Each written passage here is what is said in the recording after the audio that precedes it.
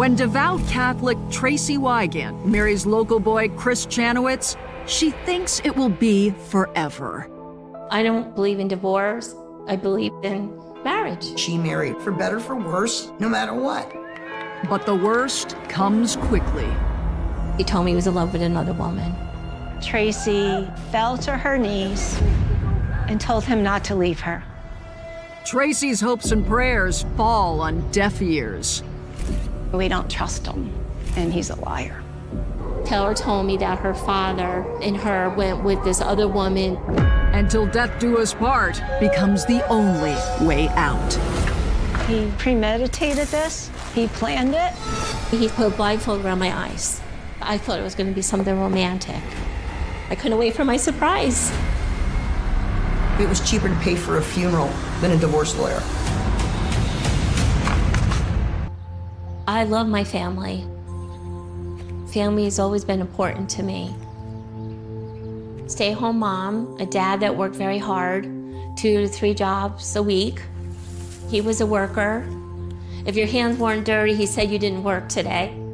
I'm the oldest. I have a sister, Kelly, and a brother, Ray. It was a really good childhood. Tracy Wygant comes from a devout Catholic family in upstate New York. In the 1960s, she is a child growing up in an idyllic suburban life. A lot of neighborhood kids hung out all day on their bikes. My parents had an above-the-ground pool. My mom would make everybody lemonade and peanut butter and jelly sandwiches. Everybody came to our house to swim, and people wanted to be in our house. Including the nuns of St. Mary's from the local convent, who adopt the Wygant family as their own. They came to our house for picnics. The neighbors would see a carload of nuns getting out and sitting in the back with us and barbecuing. My dad worked at Mount St. Mary's Convent. He was their plumber, and then he ended up doing everything. We would go for Mass on Christmas Eve down at their church. Being with these sisters, the Catholic religion, it was constantly there. It's just really special to have them in our lives.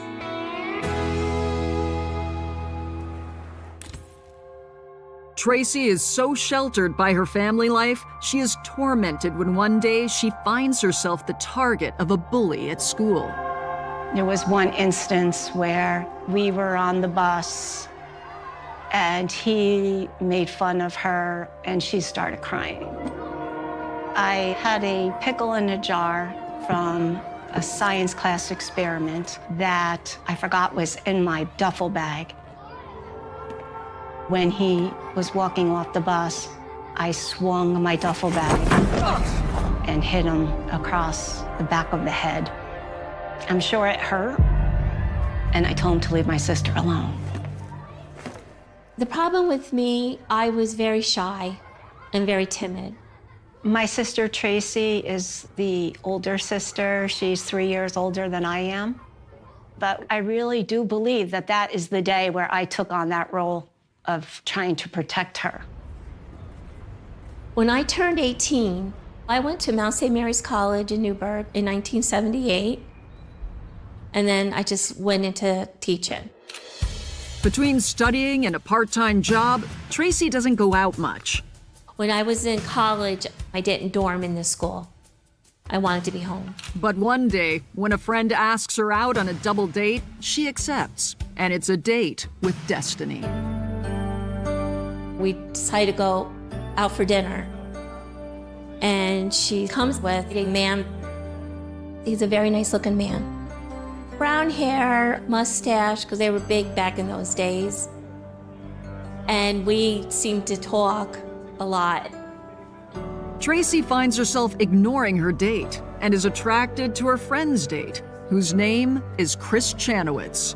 He's a local guy who works at a commercial offset printers.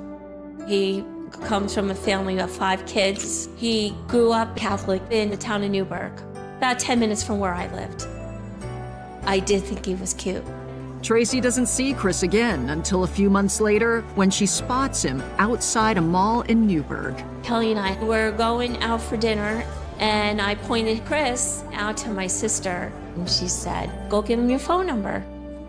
I remember being very nervous, and I went up to him and I said, "Call me sometime." And he called me the next day. On their first date, Chris and Tracy go out for pizza and hit it off. Tracy has never had a serious boyfriend, and soon she is falling in love. I had butterflies in my stomach, and I couldn't eat. I felt that feeling like lovesick or something. And then when I would come out of college, he would leave notes for me on my car. And every week he gave me a rose. I couldn't wait to go to my car and see the note. Like, you know, that was fun. That was like happiness. Chris liked her because she has a good heart. She's sensitive, she's sweet. She was about to have a career. She treated him really, really well. She made him a priority in her life. He seemed absolutely perfect for her.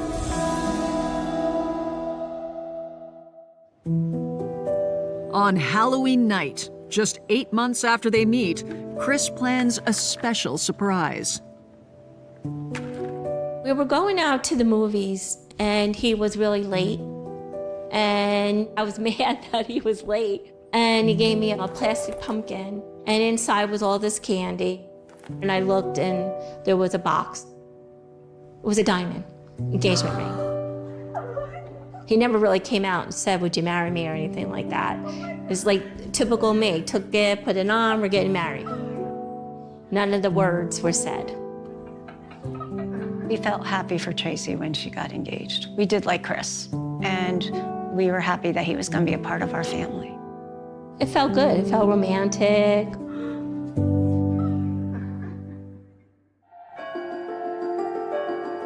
We got married in the convent. I was the maid of honor at Tracy's wedding. Tracy got married at the Dominican Sister Mother House Chapel. We always described it as like being in The Sound of Music. Right in front of you was the Hudson River. It was a dream of my parents for us to get married there. It was all marble, all white, and all the nuns were there. My limo broke down. We got to the church late, and one of Chris's friends told me that he was upset. He was worried because I was late. And that always made me feel happy. That he cared for me, that he loved me. That made me happy.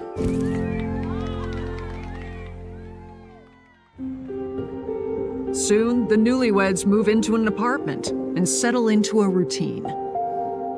He left the commercial offset printers and he worked for Texaco company, and then he got a job in IBM. I was teaching in Newburgh. I got hired in August of that summer, '84. Chris works the night shift on an assembly line. And so I was home every night by myself, and I hated that. My sister, Kelly, and my mom, we would go out shopping on Saturdays. So Friday nights, a lot of times I went and I slept at my parents' house. Tracy finds her first year especially challenging. The discipline was so tough on me. I remember cans of crayons being thrown over my head, and it was very, very difficult on me. He went to work with me crying in the bathroom, in the corner, hysterical, like having a nervous breakdown, because the behavior was so bad, and I couldn't get a handle on it. I didn't know what to do. If he gave me some love, some hugs, telling me it's going to be okay, I probably would have been great, because that's all I needed. But he didn't. Tracy has her heart set on buying land and building her dream home, but it is difficult to save money. Chris gets a second job at a local business as a salesman. He got a job at a woman's store with all women. And then women would leave notes on his car. It didn't matter if they were pretty, ugly, didn't matter what they looked like, he still flirted with them. Women shouldn't be leaving notes on his car. He's a married man. Tracy complains to Chris about his flirting, but he doesn't stop. He never hesitated telling Tracy that other women were looking at him. He did like to make her insecure, because then she clung on to him a little bit more, and he liked that attention.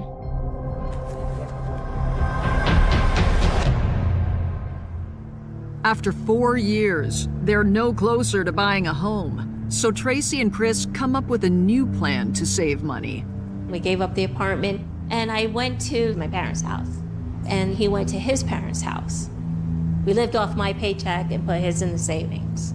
I just never knew what he made. He never brought a paycheck home and showed me. Tracy asked him if she could go stay at his parents as well. And he said there was no need for that she was better off in her house, in her own bedroom. We just thought it was all so weird. It was hard on the marriage, and Tracy cried a lot. She wanted to be with him, and he just kept saying to her, "You want a house, don't you? This is what we have to do to get the house."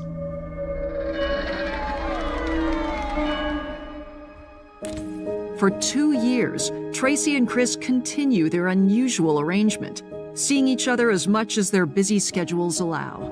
Finally, their sacrifice pays off. They save enough to buy their own home, or at least Tracy does. She has to pay for it all. We don't know where he would have the money saved for any of this. We decided we were going to get a piece of land and put a modular home on there. We put a down payment on a home. But before they break ground, in front of friends and family, Chris drops a bombshell that will ruin everything. He told me he was in love with another woman. Her name was Shannon. He said that he was backing out of building a house. It was awful. So Shannon was a woman who worked at the mall, who Tracy would see him talking to all the time, and never thought he would ever be with her. But what was even more shocking was Tracy's reaction to it. Tracy fell to her knees, held onto his leg, cried, and told him not to leave her. Being a nice Catholic girl, you don't get divorced. I didn't know what to do. Tracy Wygant's husband, Chris, has just told her he is having an affair with another woman. Basically, what I did is put my head in the ground. It was sad. I didn't know where to turn, what to do. I didn't tell my friends. He was done. But he wasn't done for her. This is all I got. How am I going to get anything in the future if I don't fight for him? 6 months go by. Tracy continues to live at home, hoping Chris will eventually reconcile. I had to go and get the money back for the down payment. There was no talk of divorce. And I would go to the church where we got married, and I would go in there by myself and just pray for everything to get better. And I would do that a lot.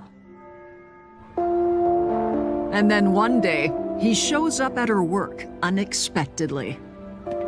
And he had with him pamphlets for condos. So we started looking at condos. I was hopeful, because why would he do that? Chris tells her he is no longer seeing the other woman. I'm thinking everything's back, everything's fine. She doesn't exist anymore. It's done. Tracy and Chris start afresh, and instead of buying a condo, they find another piece of land. It's in Walk Hill area, out by the Schwanga Mountains, and we picked out a house from a magazine. It wasn't like he was like, being all sweet and nice. I just settled and just kept going. Within a few months, Tracy finds out she's pregnant. When you have a body grown inside of you, it's wonderful and weird at the same time. It was also a very difficult time. We were building a house, and I'm pregnant. Chris, he's going to be the best. He's going to build a house. He's going to make it bigger and better than everybody else's. Did they have the money for it? No. He hired people he knew, then didn't pay them. They were in debt. Just as they finish building their new house, their daughter Taylor is born in February 1991. Come see baby Taylor. This is Daddy, baby take Taylor's pictures. first Come on. Easter. She was just absolutely beautiful. Taylor. Long Goldilocks hair, gorgeous. Oatmeal and banana. Yum, yum, yum, yum.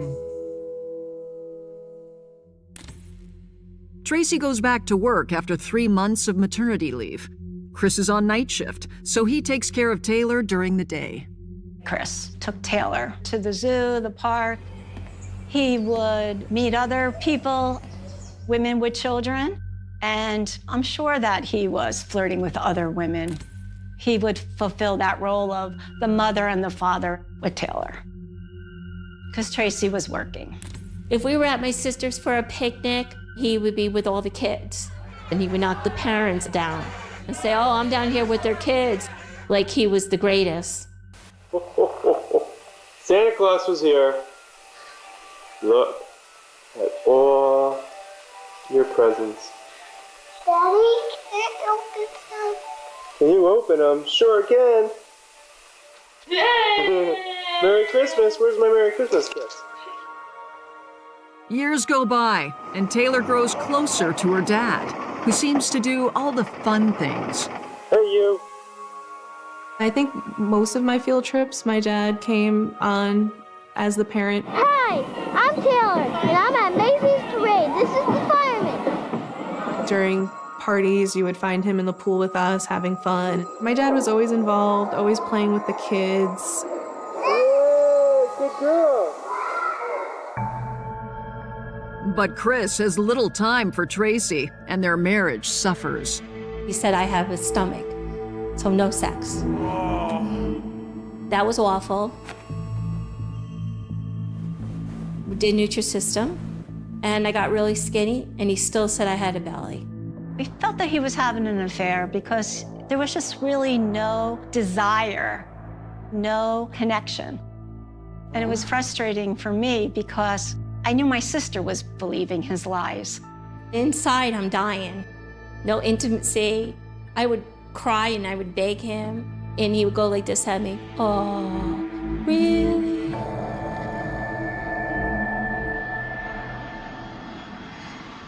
When her sister Kelly's family visits Disney World, Tracy suggests they join them, hopeful that a vacation might rekindle their intimacy. Tracy really looked forward to that. The whole family walking around Disney World. We took out a loan to take Taylor.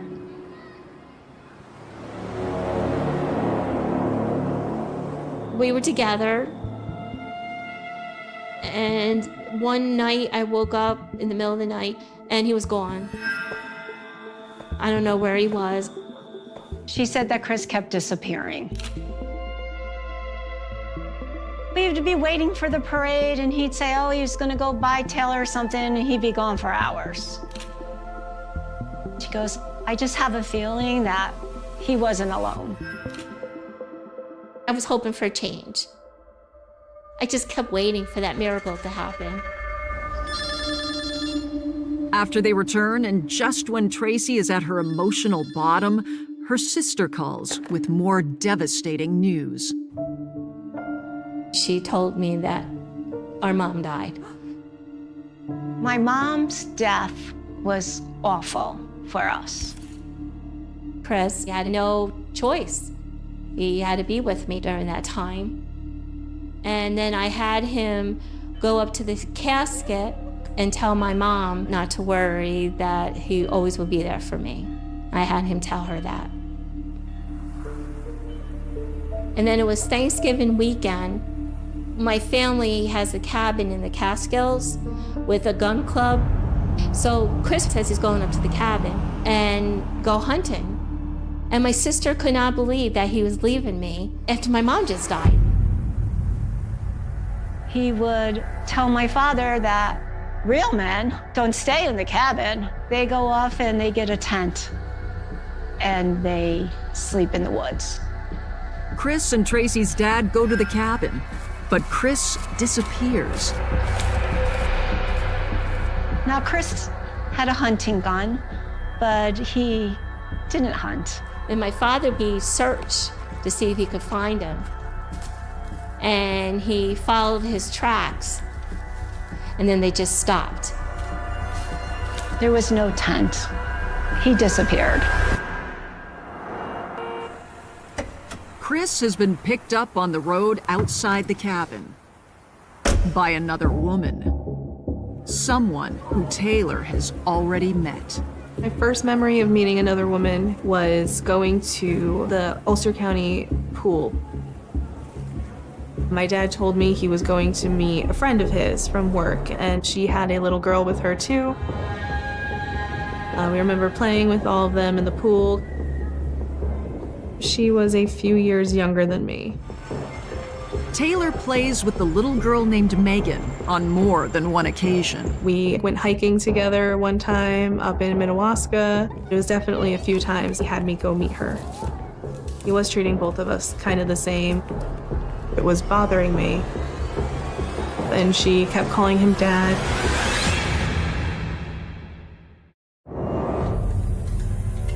Tracy's daughter Taylor meets another girl who is calling her father Dad.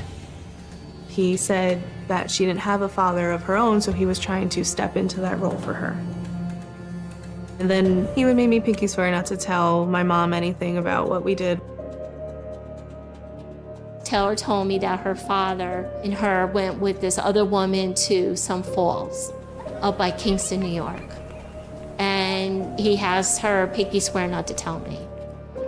And then when I questioned him about it, he just said it was a friend he ran into. Tracy's a smart person. And I think that somewhere inside, she definitely didn't believe him. But she was so afraid of bringing it to the surface because she didn't want the consequences of what would happen to their marriage. I was waiting for things to get better. It would get better, it would get better. I hang in there. I feel like at my private shower, like shower. In February of 1998, Taylor celebrates her 7th birthday. By this time, everyone but Tracy seems to be on to Chris. I think that's the last birthday I remember with my father being there. We believe that he's living a double life. He is off buying things and telling my husband that he has charge cards that Tracy doesn't know about. And I think he's doing it just to add fuel to all of our fire. By the time summer arrives, Tracy and Chris have not been intimate for over 4 years. I thought he was gay for a while. There was a manager at IBM that he kept talking about that was gay, that he hung out with, and also the lack of sex for years. So it was making me think, well, geez, maybe he is gay. I did ask questions, but they were always lies. I was gagging and throwing up. That's how bad I was. Crying. Felt like I didn't have anybody in the world.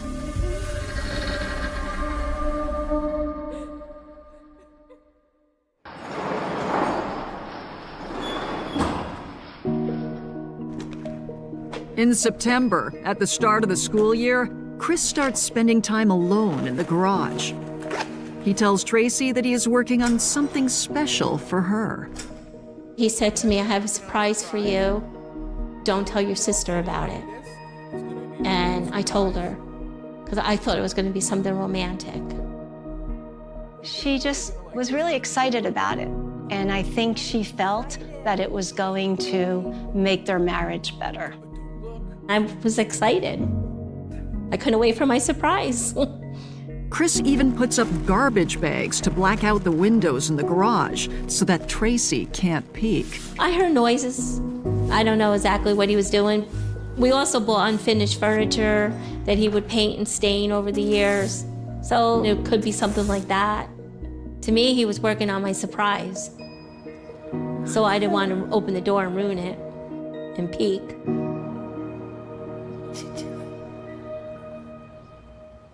Hey, honey. As the weekend approaches, Chris seems to be more flirtatious. He picked me up, and I got embarrassed, and I got shy, and I asked him to put me down. He never picked me up before, never. And I was uncomfortable with that because I'm heavy. Within a few hours later, he had me move a ladder. And I thought it was strange that he didn't do it. He had me do it. That's great. Great. On the evening of September 12th, 1998, Chris, Tracy, and Taylor arrive home early from a dinner with friends. He told me about the surprise. He was getting the surprise ready. And I went to the living room while he was out in the garage.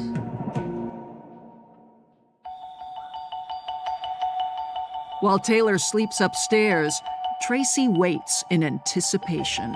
He comes in and gets me and tells me the surprise is ready. He put a blindfold around my eyes, tightened it up. Chris places an envelope in Tracy's hand. He told me it was part of the surprise. She thought maybe it was airline tickets, and she was hoping it was a trip. And he had to help me out to the garage. I was okay with it because when somebody's going to surprise you, sometimes they do that. They put blindfold on you. He opens the door and then puts me at the first step. So I'm out on the first step. He's behind me. He tells me the surprise is not ready.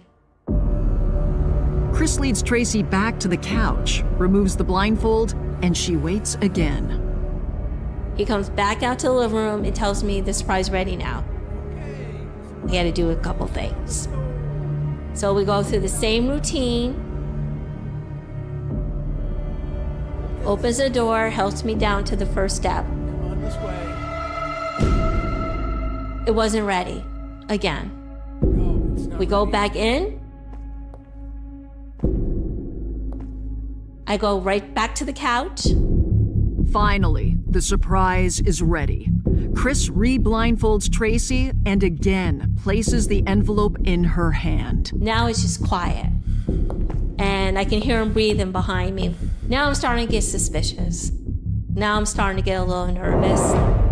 He leads her into the garage, and Tracy waits again for what seems like eternity. My heart was pounding out of my chest. I felt something come down my neck.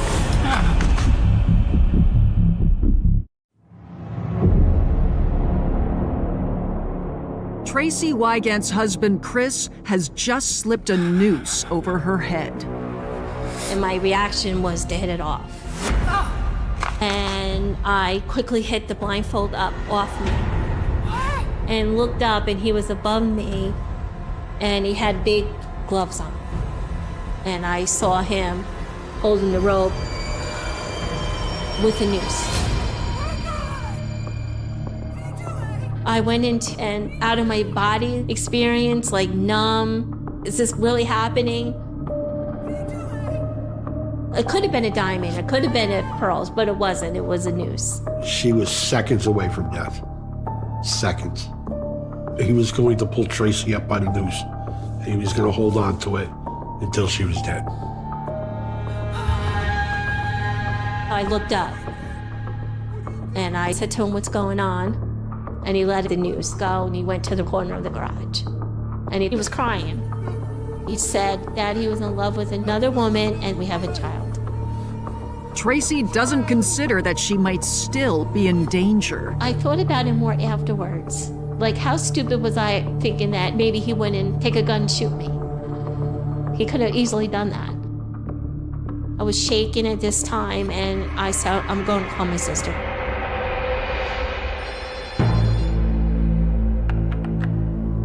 We were sound asleep, and it was Tracy. She She was crying hysterically and wanted me to come up there. Like now. I called my father and asked him to come up to Tracy's. And I said, it's bad news. I bet it's an affair again. I went to the front door and Chris opened the door. He looked disheveled, tired. He looked like a monster. I turned and saw Tracy sitting on the couch, and she was rocking, and she was crying. So I knelt down next to her, and I said, Tracy, what's going on? Tell me what's happening. And she said, he has another woman and a child. Her name is Megan, and I could tell she was trying to process it. And I turned to look at him, and I said to him, that was your surprise? This is your surprise? Chris sees Tracy's father coming and leaves to go meet him outside. That gave me the opportunity to say to Tracy, that was your surprise? And she said, no, he tried to hang me in the garage. At that point, I went into the garage area. The windows were all blackened out with black plastic bags. The ladder was standing there, and there was the noose. She said, Tracy, I have to call the police. I'm begging her not to call the police. Kelly calls 911. Everything was definitely surreal that night. Everything seemed to go in slow motion. Tracy tells Kelly that she asked Chris why he wanted to kill her. And he said, you made me do this to you. And she said, why? What did I do? What did I do wrong? And he said, you made me do this. You would never let me go. This is bad. This is really bad. I'm very concerned about my sister because I think she's going to have a severe mental breakdown.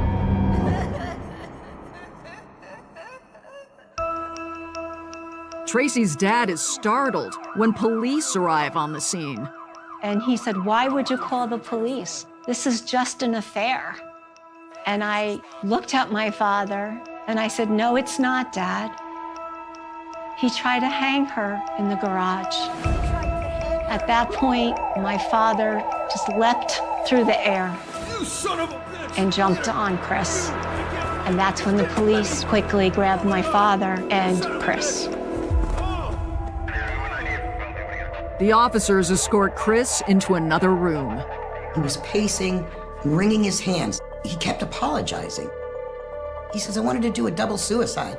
I wanted to kill my wife and then kill myself. I'm like, now you know that's not a double suicide. We call it murder-suicide. I said, well, how are you gonna kill yourself? He says, well, I got a gun. He showed me the gun. It was in a closet, all the way back in the closet. I found the .308 that was in there. I'm like, okay, where's the ammo? I don't know. Okay, and how are you going to off yourself with a gun if there's no ammo available? Something's not right.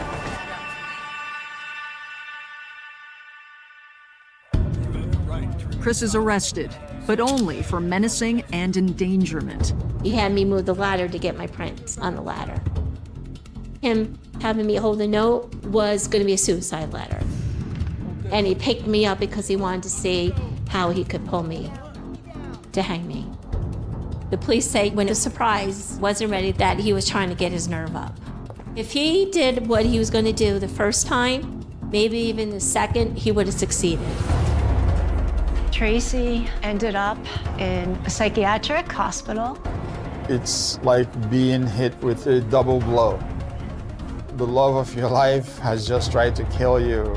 You get out of it, and then he hits you with the other blow that kills your heart, it kills your soul. The next morning, Kelly races to gain emergency custody of Taylor. before Chris makes bail.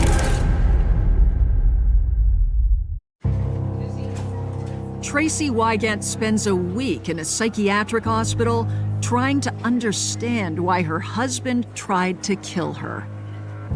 He wanted to look like I committed suicide. He wanted to look like the victim. Everybody would have been crying for him and feeling bad for him, and he would have came out victorious. If Chris had succeeded, he would have avoided a custody battle for Taylor. He would have got the house.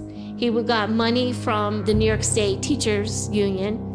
They would have been set and they would have lived happily ever after, the four of them in the house. That was his goal. It was cheaper to pay for a funeral than a divorce lawyer. I believe she saved her own life. Tracy would never have divorced him. Even after that night, I don't think she wanted to divorce him.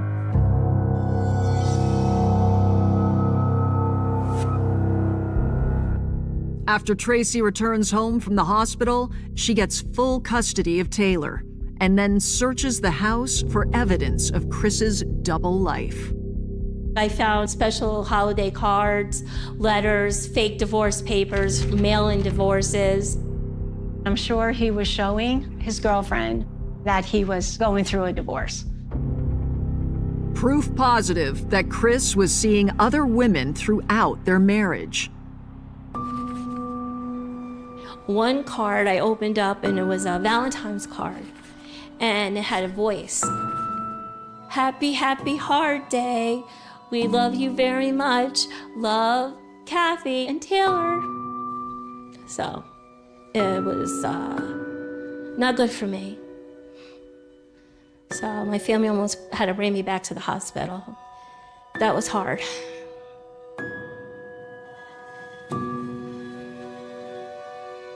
There was a photo of Shannon in Disney World, the same time that Tracy, Chris, and Taylor took their Disney World trip. So when he was disappearing, he was meeting Shannon. February 5th, 1999, 5 months after the attack, a grand jury in Ulster County, New York, upgrades Chris's menacing charge to attempted murder in the second degree. Usually, the one who is unhappy should be the one that takes a drastic measure. But he wanted to maximize his happiness. He wanted to have everything that they had built together to himself. So she was expendable to him. Just over a year later, in 2000, they go to trial. He sat there acting like he did nothing wrong. He was the perfect husband who wanted a divorce. That's it. He told the jury that he was trying to tell me it was over. His defense was he was just trying to scare her into a divorce because she never would have left him. The last time I saw my dad was when we went to court, and it was just for a split second. I was set to testify, give my own statements, and I was halfway through the door, and the judge decided he didn't need my testimony, so I was immediately scooched back and out of the room. Tracy and Kelly take the stand, but the evidence is airtight. I was in a little bit of a fighting spirit at that time, but still very timid, still beaten up. It was tough with his lawyer, but I held my own. What I think went wrong with Chris's plan was that he lost his nerve, but I also think that he could have done it. By unanimous vote, a jury finds Chris Chanowitz guilty of attempted murder, and he is sentenced to 15 years in prison. I was looking at him when I read my victim response for the sentencing. He wouldn't let me look at him because it was very heartfelt. I cried. Yeah, I was upset. I cried. I did that for a couple weeks. Tracy and Taylor sell the house and start rebuilding their lives in a new home. I am proud of how Tracy came out of this. For the last 25 years, She has built a little life for her and Taylor in this house. She has made it a showstopper. People stop and take pictures. She does gardening outside. And that has been her sanctuary.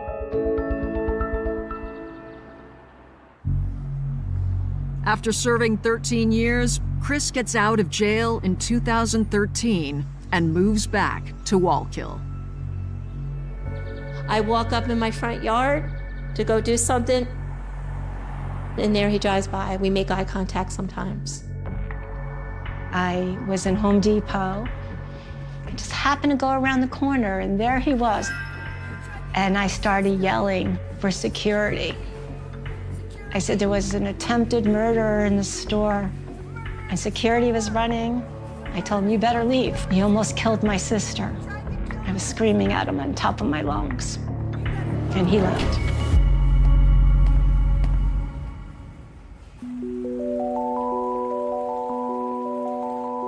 Taylor rejects her father for what he did to her mother. And now Tracy is retired from teaching and has found new love. Steve worked for the town of Newburgh. He was a fireman for over 50 years. He just loves me so much, and I love him. Matter of fact, I'm missing him right now. He's done so much for me. I hit the jackpot. She finally has found the perfect man for her who wants to take care of her. The sun over the Australian coast that morning looked almost too perfect to belong to a story like this. It stretched across the sky in a pale, unwavering blue, the kind that makes people forget that anything bad could ever happen beneath it. Waves rolled lazily onto the shore at Glenelg Beach, folding over themselves with a soft hush, again and again, like a breath that never quite ended. Children laughed in the distance. Radios crackled with music.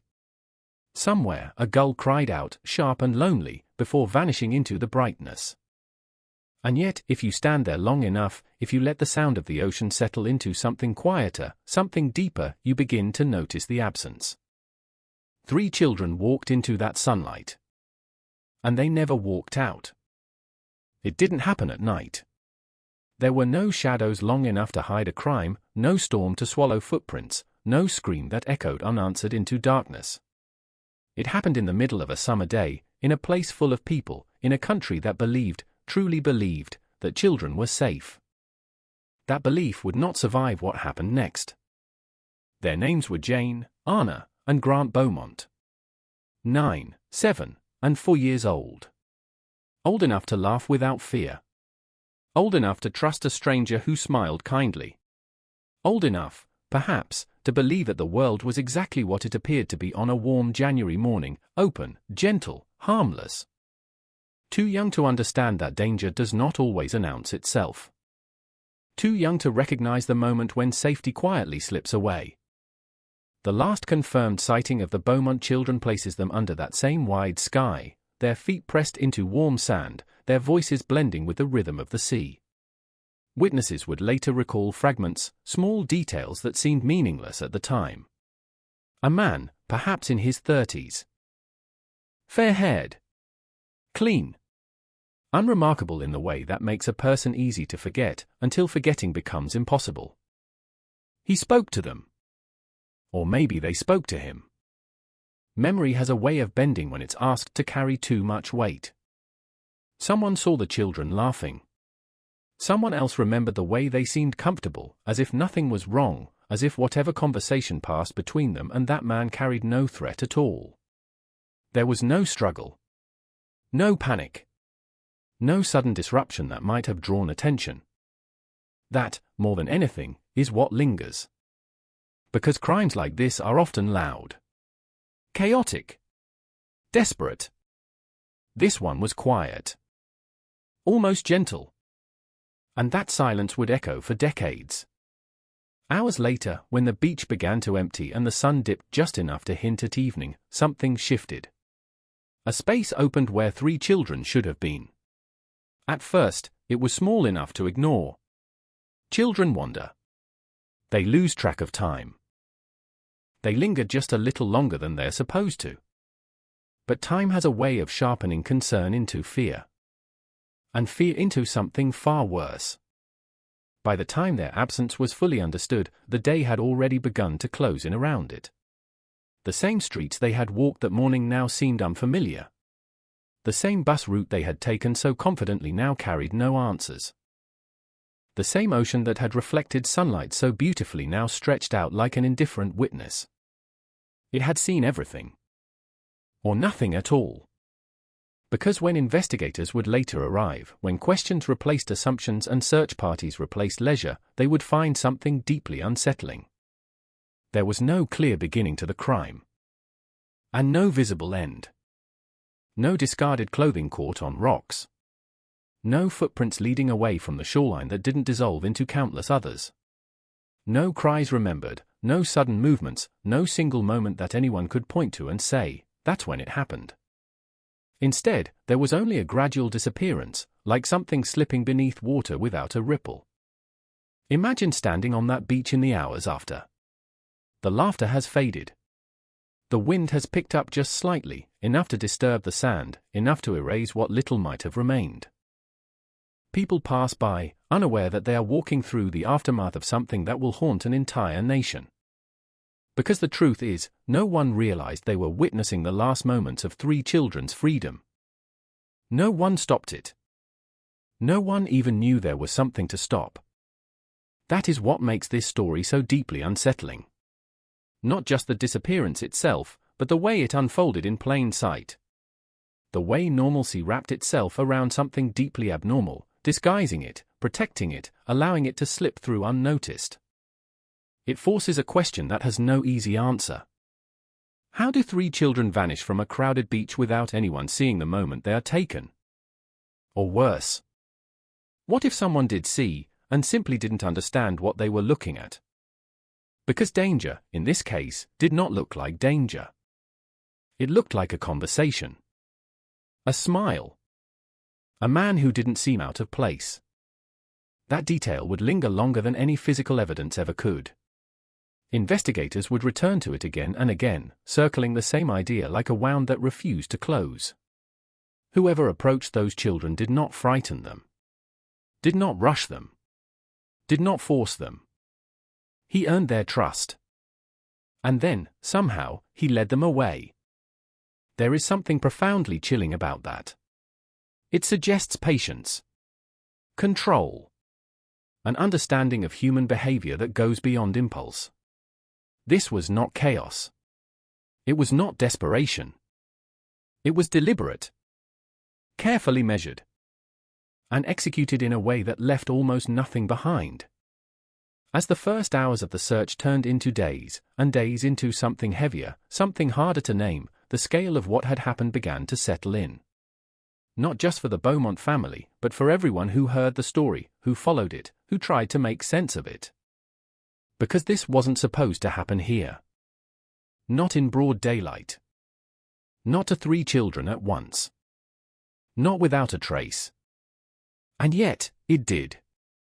The case would grow, expanding beyond that beach, beyond that single day, reaching into neighborhoods, into headlines, into the collective consciousness of a country that suddenly had to confront something it had never truly feared before. That safety, the kind that feels absolute, can vanish just as easily as 3 children walking along the shore. And once it's gone, it doesn't come back the same way. What began as a simple summer outing would become one of the most haunting mysteries in modern history.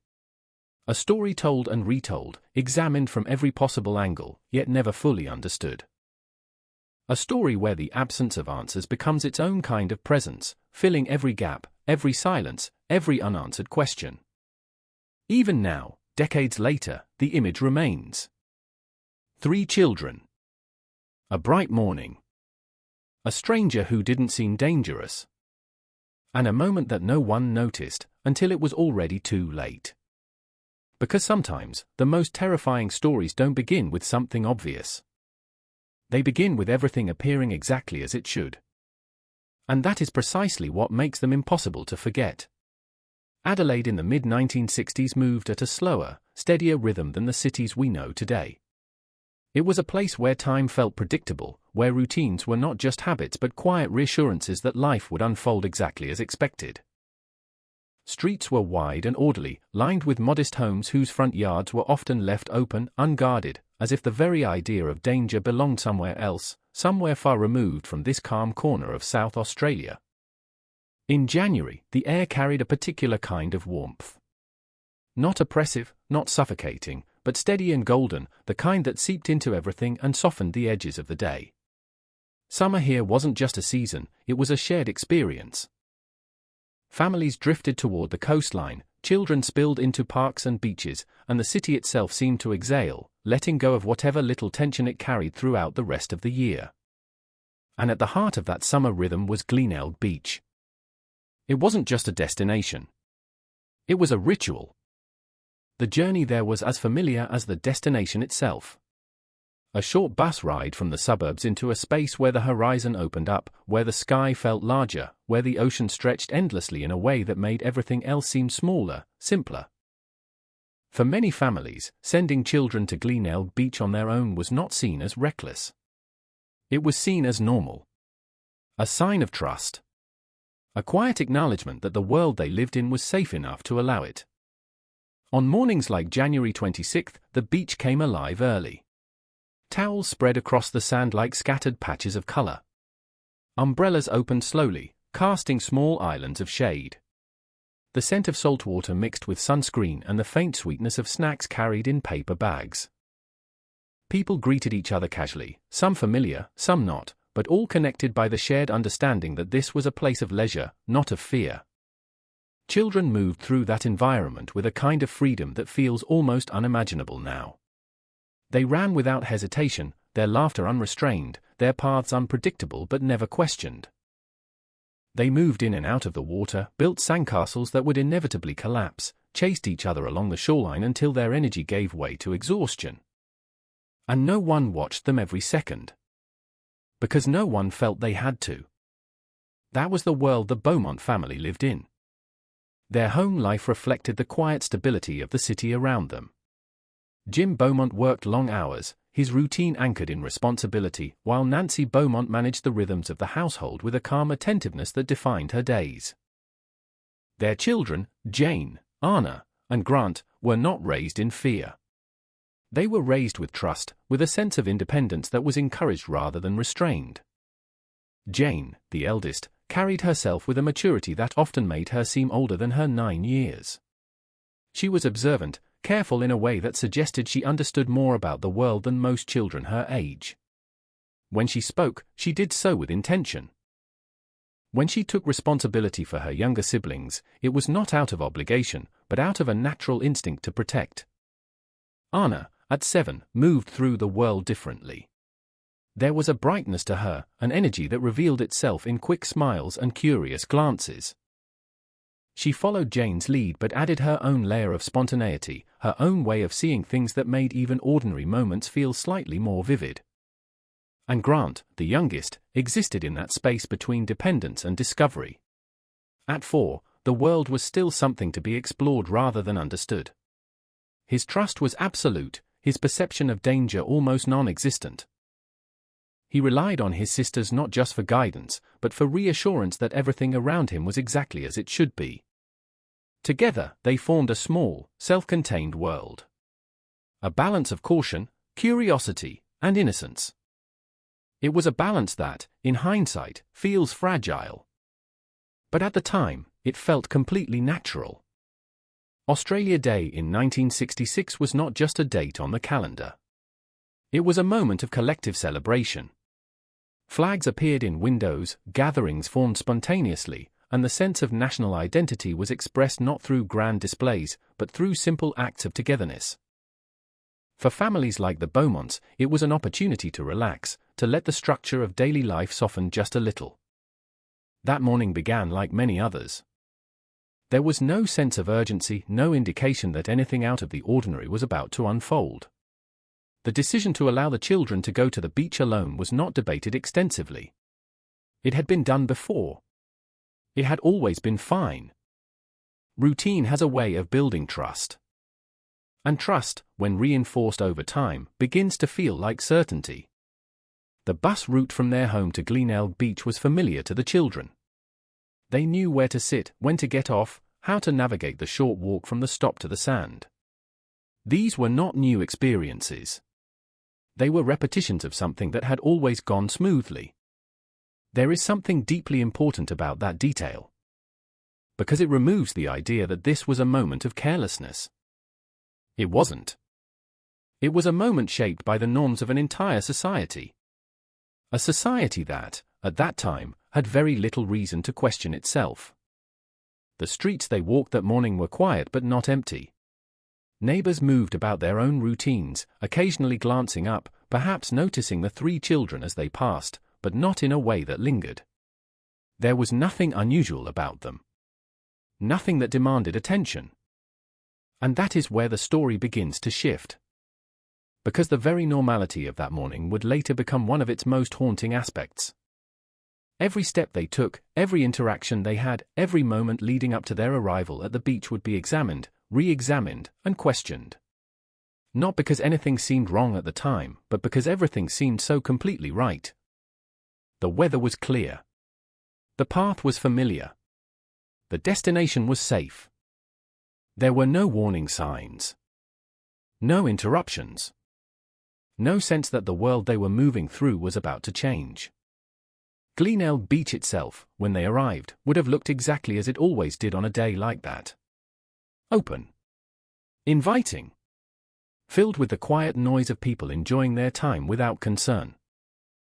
The ocean reflecting sunlight in shifting patterns, the sand warm beneath their feet, the horizon stretching out in a way that suggested endless possibility rather than hidden danger. If you could freeze that moment, just before everything changed, you would see nothing alarming. Just 3 children stepping into a space that had always welcomed them, a space that had never given them a reason to be afraid. And that is precisely what makes the setting so important. Because it challenges the idea that danger is always visible. Sometimes, it exists in places that feel completely safe. Sometimes, it hides within routines we trust without question. Sometimes, it waits for the exact moment when no one is looking closely enough to notice the shift. Adelaide in 1966 was not prepared for that reality. Neither was the Beaumont family. And neither, in many ways, were the children themselves. Because the world they knew had never shown them a reason to expect anything else. Until it did. To understand what was lost that day, you have to step away from the headlines, from the speculation, from the endless theories that try to give shape to something that has none, and instead return to something much quieter. You have to return to the lives that existed before the disappearance, before the questions, before the world began to look at this family not as people, but as a story. Because Jane, Anna, and Grant Beaumont were not symbols. They were children. Their lives were not defined by mystery, but by small, ordinary moments that, taken together, formed something deeply human and painfully fragile. Mornings in the Beaumont household followed a rhythm that felt almost invisible in its consistency. Light filtered through curtains, soft and gradual, touching the edges of furniture before settling across the floor. The house would wake slowly. A kettle warming on the stove. The faint clink of dishes. Footsteps that moved from one room to another without urgency. Nancy Beaumont carried much of that rhythm herself. There was a quiet attentiveness in the way she moved through the house, an awareness of each child's needs that didn't require words. She knew when Grant would need help with something simple, when Anna's curiosity would lead her into questions that demanded patience, when Jane would step forward without being asked, already taking on responsibilities that most children her age had not yet learned to carry. Jim Beaumont's presence, though shaped by long hours of work, was steady in its own way. He was not distant, but grounded. His role in the family was defined less by constant interaction and more by a sense of reliability. When he was there, he was present. When he spoke, it carried weight. The children understood that, even if they could not fully articulate it. And within that structure, each child found their place. Jane, at 9, stood at the quiet center of it all.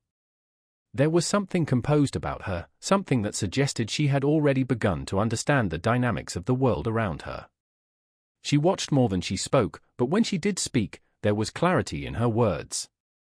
She didn't rush. She didn't demand attention.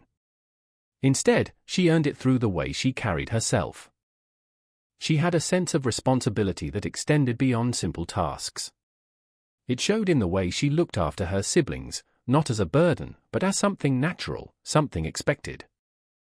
When they walked together, she was always slightly ahead or slightly behind, adjusting her position instinctively, making sure they stayed together without making it obvious that she was doing so. There is a particular kind of strength in children like Jane. It is not loud or dramatic. It is quiet, steady, and often overlooked until it is no longer there. Anna, on the other hand, moved through life with a different kind of energy. At 7, she existed in that space where imagination and reality blend easily, where curiosity is not just encouraged but unavoidable. She noticed details that others might miss, small shifts in her surroundings that sparked questions, ideas, sometimes even stories she created for herself. Her laughter came quickly, without hesitation. It was the kind of laughter that filled a room, that made moments feel lighter than they were. She followed Jane's lead, but she did so with her own sense of independence, her own perspective that added something unique to their dynamic. If Jane was the anchor, Anna was the movement. She brought a sense of unpredictability, not in a way that caused concern, but in a way that made everything feel a little more alive. And then there was Grant. At 4 years old, he existed in a world that was still being discovered piece by piece. His understanding of safety was not based on experience, but on trust. Trust in his sisters. Trust in his parents. Trust in the idea that the world around him would continue to behave in ways that made sense. He did not question whether he was safe. He assumed it. That assumption shaped everything. The way he walked, the way he spoke, the way he reached out without hesitation. His dependence on his sisters was not just practical, it was emotional. They were his reference points, his guides through a world that he was still learning to navigate.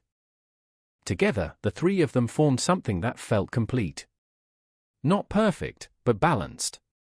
Each one contributing something different, something essential, something that made the group stronger than any of them would have been alone. And it is in that togetherness that the true weight of their disappearance begins to take form. Because they were not isolated individuals.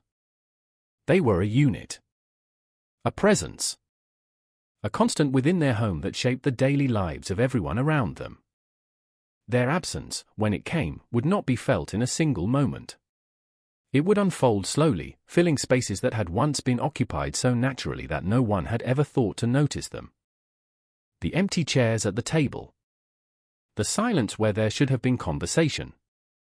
The absence of movement in rooms that had always felt alive. For Nancy, that absence would be immediate and overwhelming. The routine she had built her days around would begin to unravel, not all at once, but in small, persistent ways. Each moment that passed without the children returning would stretch longer than the last, turning concern into something sharper, something harder to contain. For Jim, the shift would come with a different kind of weight. A need to act, to fix something that did not present itself as something that could be fixed. The instinct to restore order colliding with the realization that there was no clear path to follow, no clear solution to reach for. But all of that comes later. Before the fear, before the search, before the questions that would never fully be answered, there was a moment, simple, unremarkable, almost invisible, when the children prepared to leave for the beach. It is easy to imagine it now, with the knowledge of what followed, as something more significant than it was. To search for clues in the way they moved, the way they spoke, the way they looked at their parents before stepping out the door. But the truth is, there was nothing unusual about it. No hesitation. No sense of finality. Just the quiet excitement of a day at the beach, the familiarity of a routine that had always ended safely. Jane likely took the lead, ensuring that everything was in order, that her siblings were ready, that they had what they needed. Anna may have added her own energy to the moment, her curiosity already reaching ahead to the sand, the water, the endless possibilities that waited there. Grant would have followed, trusting completely, his world defined by the presence of the two sisters who guided him. And Nancy, watching them go, would have seen exactly what she had always seen. 3 children heading out into a world that had never given her a reason to fear it. There is something profoundly human in that image. Not because it is dramatic, but because it is so completely ordinary. It reflects a trust that exists in countless families, a belief that the world will continue to behave in predictable ways, that routines will unfold as they always have. That belief is not naive. It is necessary. Without it, life would become something far more difficult to navigate. But in this case, that belief would be broken. Not suddenly, not in a way that could be clearly defined, but in a way that would ripple outward, affecting not just one family, but an entire community, an entire country. Because when 3 children like Jane, Anna, and Grant disappear without a trace, it does more than create a mystery. It creates a void. A space where certainty used to exist. And once that space is opened, it is never fully closed again. The morning unfolded the way summer mornings often do along the coast, without urgency, without any sense that time needed to be watched too closely. By the time the Beaumont children reached Glenelg Beach, the day had already settled into a comfortable rhythm. The sand was warm but not yet scorching, the water inviting in a way that made hesitation feel unnecessary. People had spread themselves across the shoreline in loose, shifting clusters, each family occupying its own small pocket of space while still remaining part of something larger, something communal. Jane stepped onto the sand first, her gaze moving quickly, not searching for danger, but orienting herself, mapping out the space the way she always did. Anna followed, already distracted by movement, by color, by the simple excitement of being there. Grant stayed close, his smaller footsteps pressing into the sand just behind them, his world defined entirely by their presence. They moved naturally, without pause, as if the beach belonged to them in the same quiet way it belonged to everyone else. At first, nothing about their day stood out. They walked toward the water, their pace quickening as the shoreline approached. The ocean stretched out before them, calm but alive, its surface shifting constantly under the sunlight. When the waves reached their feet, they reacted the way children do, with laughter that came instantly, without restraint. They stepped back, then forward again, testing the rhythm, learning the pattern, letting themselves be pulled into it. Around them, other children did the same. Parents watched from a distance, some attentive, some relaxed, all operating under the same unspoken understanding that this was a safe place, that the risks were known, manageable, visible. The Beaumont children blended into that environment effortlessly. They were seen, but not noticed. And that distinction would later become critical. Witnesses would remember fragments, impressions that only gained significance after the fact. A group of children playing near the water. A girl who seemed older, keeping an eye on the others. A younger boy who stayed close, occasionally drifting but always returning. These details, so ordinary in the moment, would later be revisited again and again, each time with a growing sense of urgency, as if looking at them differently might reveal something that had been missed. As the morning progressed, the children moved beyond the water's edge. They wandered along the sand, their attention shifting from one thing to another in the way that only children can manage without ever seeming directionless.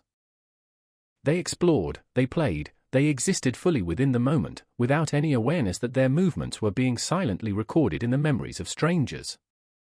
At some point, the first shift occurred. It did not announce itself. There was no sudden interruption, no visible break in the flow of their day. Instead, it happened quietly, within the natural rhythm of interaction that defines public spaces. A man entered that space, or perhaps he had been there all along, his presence blending so completely into the background that no one had reason to question it. Descriptions of him would come later, pieced together from multiple accounts, each one slightly different, each one shaped by the limitations of memory. He was said to be in his 30s. Fair-haired. Clean in appearance, well-dressed in a way that suggested he was neither out of place nor particularly noticeable. There was nothing about him that demanded attention, nothing that signaled threat. And that was precisely what made him effective. He approached the children, or they approached him. The exact sequence remains unclear, lost somewhere between perception and recollection. What is known is that an interaction took place, one that did not raise alarm, one that unfolded in a way that felt ordinary to those who observed it. The children spoke with him. They laughed. They stayed. This was not a brief exchange. Witnesses would later recall seeing them together for a period of time, long enough to suggest a level of comfort that goes beyond casual conversation. The man did not rush them. He did not isolate them immediately. Instead, he allowed the interaction to develop, to deepen, to reach a point where leaving with him would not feel like a sudden decision, but a natural continuation of what had already begun. There is a subtlety in that kind of behavior that is difficult to fully grasp. It requires patience. It requires an understanding of how trust is built, especially in children. Jane, with her sense of responsibility, would not have followed someone she perceived as dangerous. Anna, with her curiosity, may have been more open, but still guided by her sister's judgment. Grant, dependent on both of them, would have simply followed where they led. So whatever passed between them and that man, it was enough. Enough to override caution. Enough to feel safe. Enough to change the course of everything that followed. At some point, the children left the immediate area where they had been playing. Again, this movement did not stand out at the time. Children wander. They shift locations. They move from one activity to another without explanation. To anyone watching casually, there was nothing unusual about it. But this was the moment when the familiar began to fade. Another witness would later recall seeing the children near a kiosk, interacting with the same man. There was a detail that would become particularly significant. The children were purchasing food, but the coins they used did not appear to be their own. The denominations were larger than what they had been given that morning, suggesting that someone had provided them with money. It is a small detail, but it changes everything. Because it suggests not just interaction, but influence. A deliberate act designed to reinforce trust, to create a sense of generosity, of safety, of normalcy. The man was not just present. He was engaging. He was investing time, attention, and resources into maintaining the connection he had established. And the children responded. They accepted. They stayed with him. From the outside, it may have looked like a simple, even kind gesture. An adult helping children, offering them something small, something harmless. In the context of the time, such interactions were not immediately suspect. The world had not yet learned to view them through the lens of caution that would later become standard. But in hindsight, it becomes something else entirely. A calculated step. A reinforcement of trust. A bridge between familiarity and control. The timeline begins to narrow after that. The last confirmed sightings place the children still within the public space of the beach, still in proximity to others, still visible. There is no clear moment where they are seen leaving definitively, no single observation that captures the transition from presence to absence. Instead, they simply stop appearing. The space they occupy does not collapse all at once. It dissolves gradually, as if they have moved just beyond the edge of perception, just far enough that no one can say with certainty when they were last there.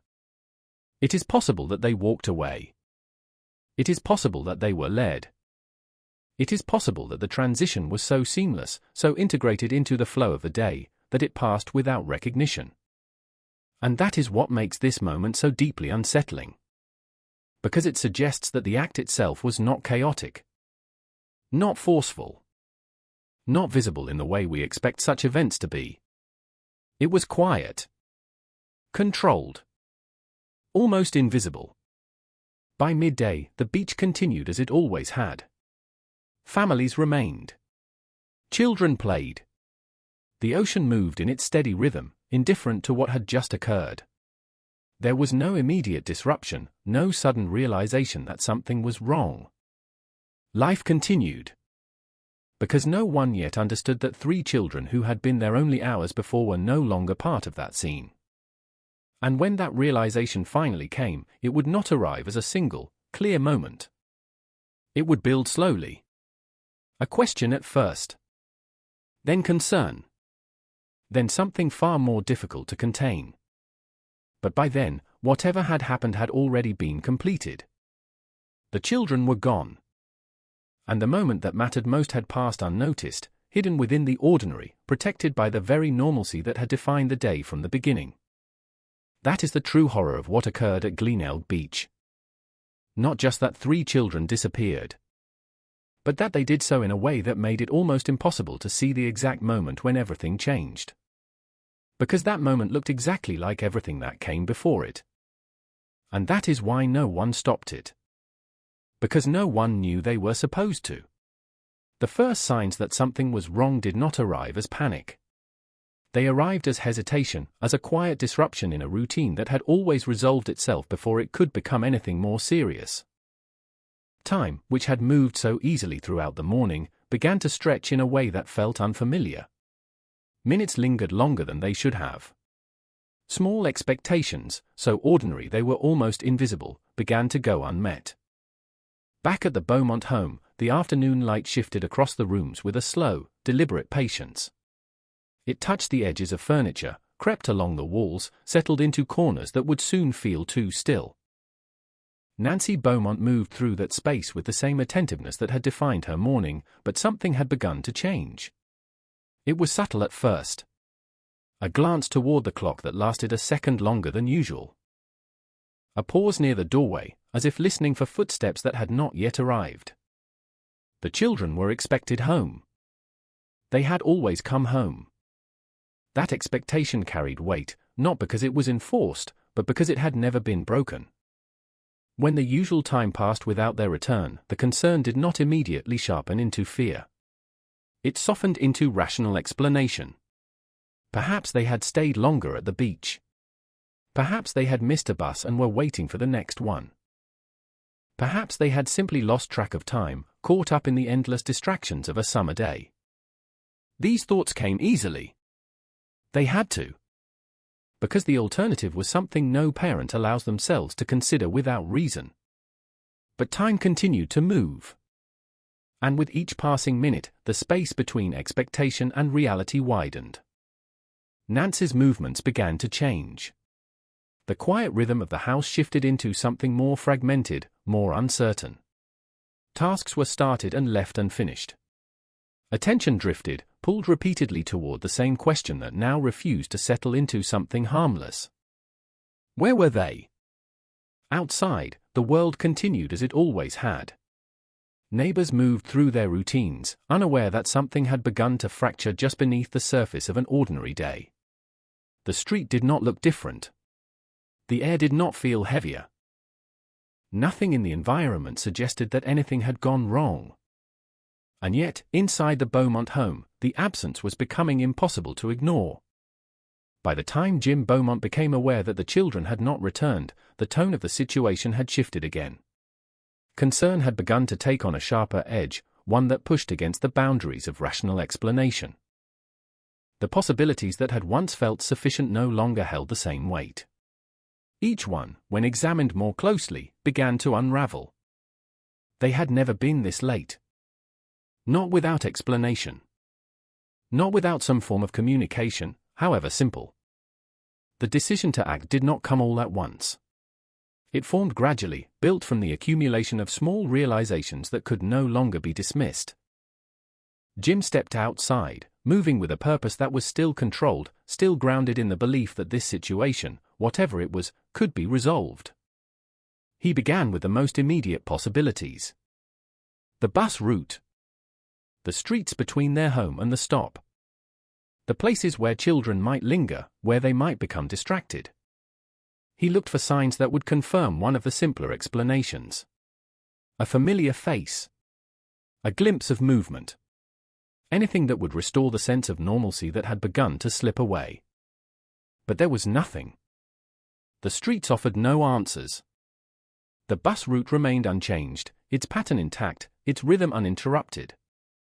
People who were asked had seen nothing unusual, nothing that stood out enough to be remembered. Each response, calm and certain, only deepened the uncertainty. As the search expanded, so did the realization that this was no longer a matter of delay. Something had happened. Something that did not fit within the boundaries of expectation. The beach, once a place of leisure and routine, now became the center of attention. When Jim arrived at Glenelg, the scene he encountered was both familiar and deeply unsettling. It looked exactly as it had that morning. Families still occupied the sand. Children still played near the water. The ocean still moved in its steady, indifferent rhythm. There was no visible disruption. No indication that anything had taken place there beyond the ordinary. And yet, this was the last place the children had been seen. The search began in earnest. At first, it was informal, driven by urgency rather than coordination. Jim moved through the crowd, approaching strangers, asking questions that became more direct, more insistent with each repetition. Had they seen 3 children? 2 girls and a boy? Around mid-morning? Near the water? Faces responded with confusion, with polite attempts to recall, with uncertainty that slowly began to shift into concern as the pattern of the questions became clear. Some remembered. Fragments emerged. A group of children playing. A man nearby. A brief interaction that had not seemed important at the time. These pieces, scattered and incomplete, began to form the outline of something that was still difficult to define.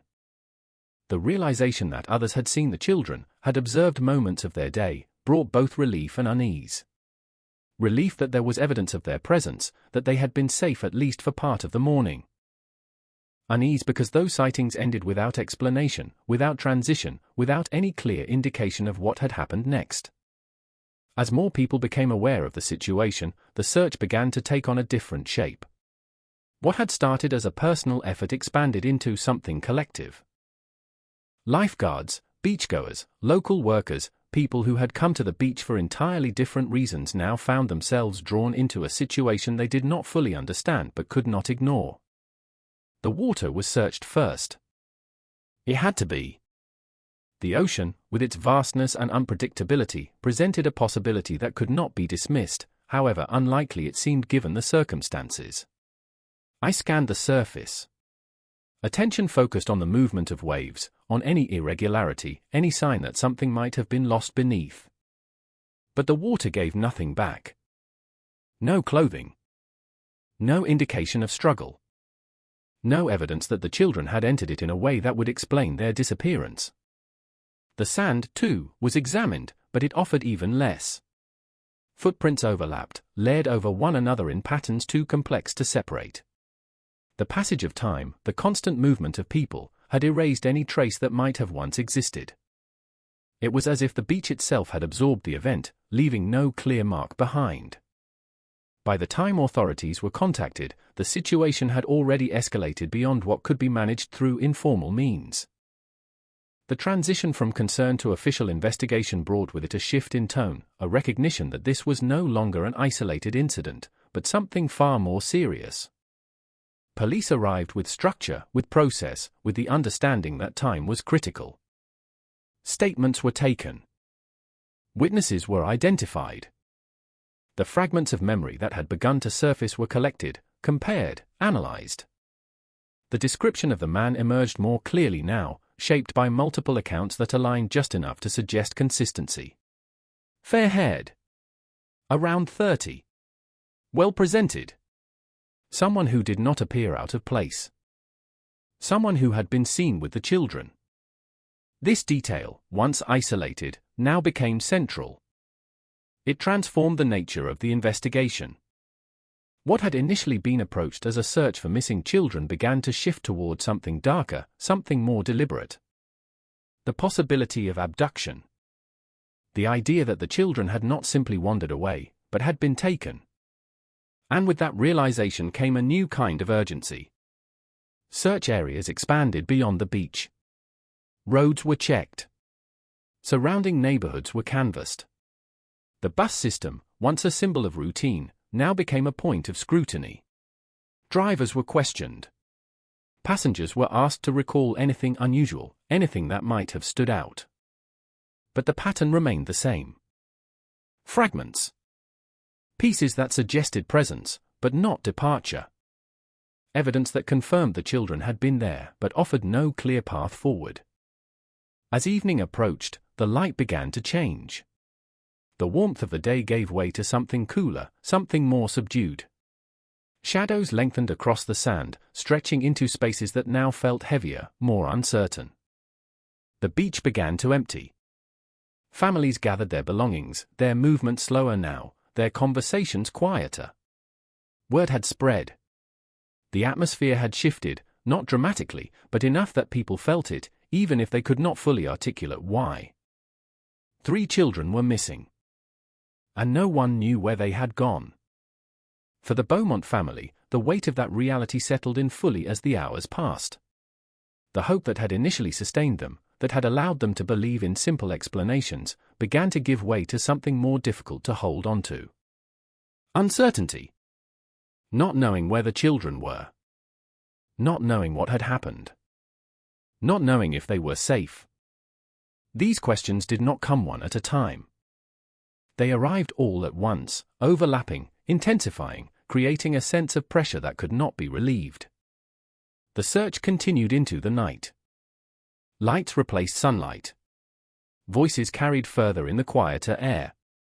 Efforts became more coordinated, more systematic, but also more desperate. Each passing hour without resolution made the situation harder to contain, harder to frame within the boundaries of something that could still be fixed. Because by now, it was clear. This was not a delay. This was not a misunderstanding. This was something else entirely.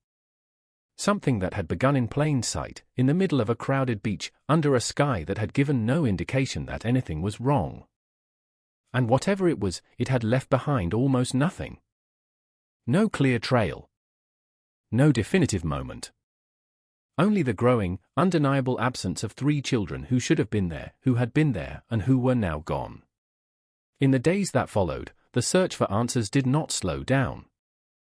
It intensified, expanding outward in every direction, driven by a mixture of urgency, fear, and a growing realization that whatever had happened at Glenelg Beach was far more complex than anyone had first imagined. The disappearance of 3 children in broad daylight was not something that could be contained within a single location or explained through a single theory. It demanded attention, and it received it. Police operations shifted into a different phase, one defined not just by searching, but by reconstructing. Every hour of that day was broken down, examined, and rearranged in an effort to understand how something so significant could have occurred without leaving behind a clear, traceable path. Officers returned to the beach again and again, walking the same stretches of sand, retracing the movements of the children based on witness accounts that were both valuable and frustratingly incomplete. The man described by multiple witnesses became the focal point. He was not just a detail anymore. He was the center of a growing web of questions. Sketches were developed from the recollections provided. Descriptions refined through repetition. Fair-haired. Clean-cut. Possibly in his early 30s. Well-spoken, approachable. Someone who could move through a public space without drawing attention, someone who could engage with children without triggering immediate concern. That last detail lingered heavily. Because it suggested intention. This was not someone acting impulsively, not someone whose actions were driven by sudden opportunity alone. The way he interacted with the children, the time he spent with them, the apparent ease with which he gained their trust, all of it pointed toward something more deliberate, something planned, or at the very least, something practiced. But identifying him proved to be far more difficult than understanding his behavior. No one knew who he was. No one could place him outside of those brief, isolated sightings. He existed only in fragments of memory, in descriptions that were clear enough to suggest presence but too vague to lead directly to identity. This absence of certainty became one of the investigation's greatest obstacles. Tips began to pour in. At first, they came steadily, each one carrying the possibility of progress. People reported sightings of similar-looking men, interactions that seemed unusual in hindsight, moments that might have been overlooked but now felt significant. Police followed each lead with careful attention, cross-referencing details, comparing timelines, attempting to find connections that could anchor the case to something tangible. But the more tips they received, the more complicated the picture became. Descriptions varied. Locations conflicted. Timelines overlapped in ways that could not be reconciled. For every lead that seemed promising, another would emerge that pointed in a completely different direction. It was as if the case was expanding rather than narrowing. And with that expansion came a growing sense of frustration. Investigators found themselves moving between possibilities that refused to align.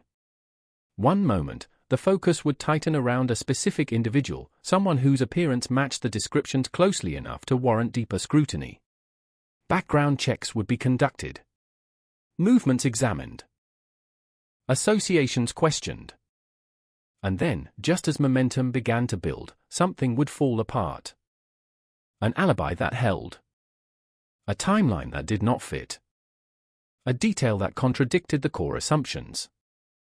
And the investigation would reset, returning to a point of uncertainty that felt all too familiar. As days turned into weeks, the scale of the search extended beyond Adelaide. The possibility that the children had been taken away from the immediate area became increasingly likely. Roads leading out of the city were examined. Vehicles that had been in the vicinity were identified and, where possible, traced. The idea that the abductor had planned an exit, had considered how to leave without drawing attention, became a central part of the investigative approach. But again, there was nothing definitive. No confirmed sightings of the children after the beach. No evidence that placed them in a specific location beyond that final, fragmented timeline. The absence of physical evidence was not just frustrating. It was deeply unsettling. Because it suggested a level of control that was difficult to confront. Most crimes leave something behind. A trace. A mistake.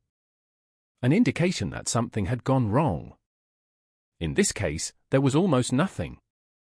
And that absence forced investigators to rely heavily on human memory, on accounts that were inherently limited, shaped by perception, by time, by the simple fact that no one had been looking closely enough in the moment to capture what would later become critical.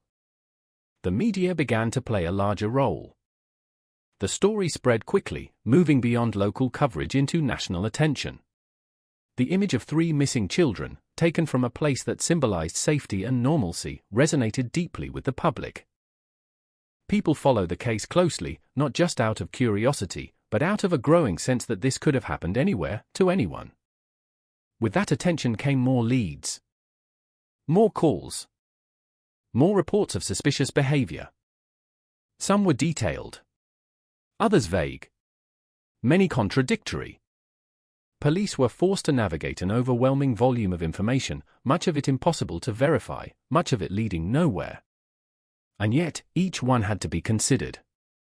Because ignoring a lead carried the risk of missing the one piece of information that could change everything. Among the many names that surfaced during the investigation, some stood out more than others. Years later, attention would turn toward individuals whose history suggested a capacity for the kind of crime that had taken place. One such figure was Bevan Spencer von Einem, a man whose later conviction for unrelated crimes involving young men would cast a long shadow backward over the Beaumont case. His name would become associated with theories that suggested the possibility of organized activity, of networks that operated beyond the reach of conventional investigation. But at the time of the disappearance, these connections were not clear. They would emerge much later, shaped by hindsight, by patterns recognized only after additional crimes had been committed. And even then, they would remain speculative. No direct evidence ever linked him conclusively to the Beaumont children. No definitive proof that he had been at the beach that day. Only a possibility. One of many. Other suspects came and went, each one bringing a temporary sense of direction before dissolving back into uncertainty. Some were identified through witness reports. Others through behavioral patterns that seemed to align with the known details of the case. Each one was investigated, examined, questioned. And each one, eventually, was ruled out or left in a state of unresolved suspicion. The investigation, despite its intensity, began to encounter the limits of what could be achieved without new evidence. Time, which had once been an ally in the urgency of the search, now became an obstacle. Memories faded. Details blurred. The clarity of initial accounts softened, making it harder to distinguish between what had been seen and what had been inferred later. The longer the case remained unsolved, the more it shifted from a search for something immediate to an attempt to reconstruct something that was already slipping further away. For the Beaumont family, this period was defined not by the specifics of the investigation, but by the absence of resolution. Each new lead carried hope, but also the risk of disappointment. Each development suggested progress, but rarely delivered anything concrete. They were caught in a cycle of expectation and loss, repeated again and again without end. For investigators, the case became something more than a professional responsibility. It became a puzzle that resisted completion. A situation that challenged assumptions about how crimes unfold, about what evidence should exist, about how people behave in moments that matter. Because nothing about this case followed a clear pattern. It did not conform to expectations. It did not provide the markers that would typically guide an investigation toward resolution. Instead, it remained open, shifting, unresolved. And as it did, it began to take on a different kind of presence. Not just as an active investigation, but as a lingering question. One that extended beyond the immediate details of the case. One that forced people to confront something far more unsettling than the disappearance itself. The possibility that someone could commit an act like this, in full view of the public, and leave behind so little that even the most determined efforts could not bring clarity to what had happened. That possibility did not fade with time. If anything, it became stronger. Because every lead that ended without resolution, every suspect that could not be confirmed, every theory that remained just out of reach, reinforced the same underlying truth. Whatever had happened at Glenelg Beach had been executed with a level of precision that made it incredibly difficult to undo. And the person responsible, whoever he was, had managed to disappear just as completely as the children themselves. Leaving behind nothing but questions. And the growing, persistent realization that those questions might never be fully answered. For a long time, the case moved in circles. Leads surfaced, expanded, then collapsed under scrutiny, leaving behind the same quiet, stubborn emptiness that had defined the investigation from the beginning. And then, slowly, almost imperceptibly at first, something began to shift. Not a breakthrough in the traditional sense. Not a single piece of evidence that changed everything overnight. But a convergence. A tightening of focus. A growing sense that the answers, if they existed at all, might not be found by looking forward, but by looking back with greater precision than ever before. Years had passed, but the case had never truly gone cold. It lingered in files, in memories, in the minds of investigators who refused to let it settle into obscurity. Every so often, something would surface, a new witness, a previously overlooked detail, a connection that had not been recognized at the time. Most of these led nowhere. But each one added pressure, a quiet insistence that something had been missed. The idea that the man seen with the children had not been a random passerby began to take deeper root. Early assumptions had left room for chance, for the possibility that the encounter had been opportunistic. But as the case was revisited, that explanation began to feel insufficient. The consistency in witness accounts, the way the children appeared comfortable in his presence, the fact that he had remained with them long enough to establish familiarity, all of it suggested something more structured. This was not a fleeting interaction. It was an engagement. And engagements leave patterns. Investigators began to look beyond the immediate timeline of January 26, expanding their scope to include reports of similar behavior in the months and even years surrounding the disappearance. Patterns of men approaching children at beaches, parks, public spaces. Instances where strangers had initiated contact, offered small gifts, created brief but meaningful connections before disappearing back into anonymity. Most of these incidents had been dismissed at the time. Harmless, or at least perceived that way. But when viewed collectively, they began to form something more cohesive. Not a clear identity, not a definitive suspect, but a behavioral outline. Someone who understood how to blend in. Someone who chose environments where children were present, but supervision was relaxed. Someone who knew how to approach without alarming, how to build trust quickly, how to maintain control without force. The profile that emerged was not comforting. It suggested experience.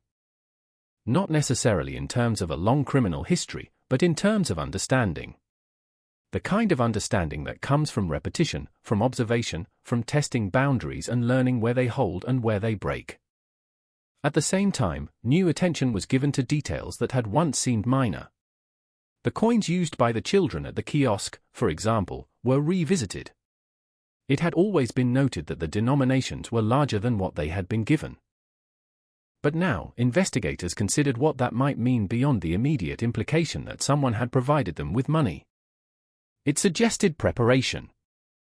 Whoever had approached the children had not relied solely on conversation. He had brought something with him, something that could be used to reinforce the interaction, to make it feel positive, to create a sense of reward. This was not improvisation. It was intention. Another detail that gained renewed focus was the duration of the interaction. Witnesses had not described a brief encounter. They had described something sustained. The man had remained with the children long enough to be noticed by multiple people in multiple locations. That required confidence. A belief that his actions would not be questioned. Or perhaps a certainty that even if they were, he would be able to navigate that attention without consequence. This realization led investigators toward a different kind of question. Not just who the man was, but how he saw himself.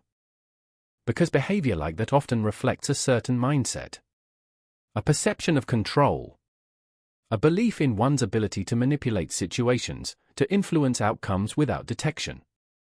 And that kind of mindset does not exist in isolation.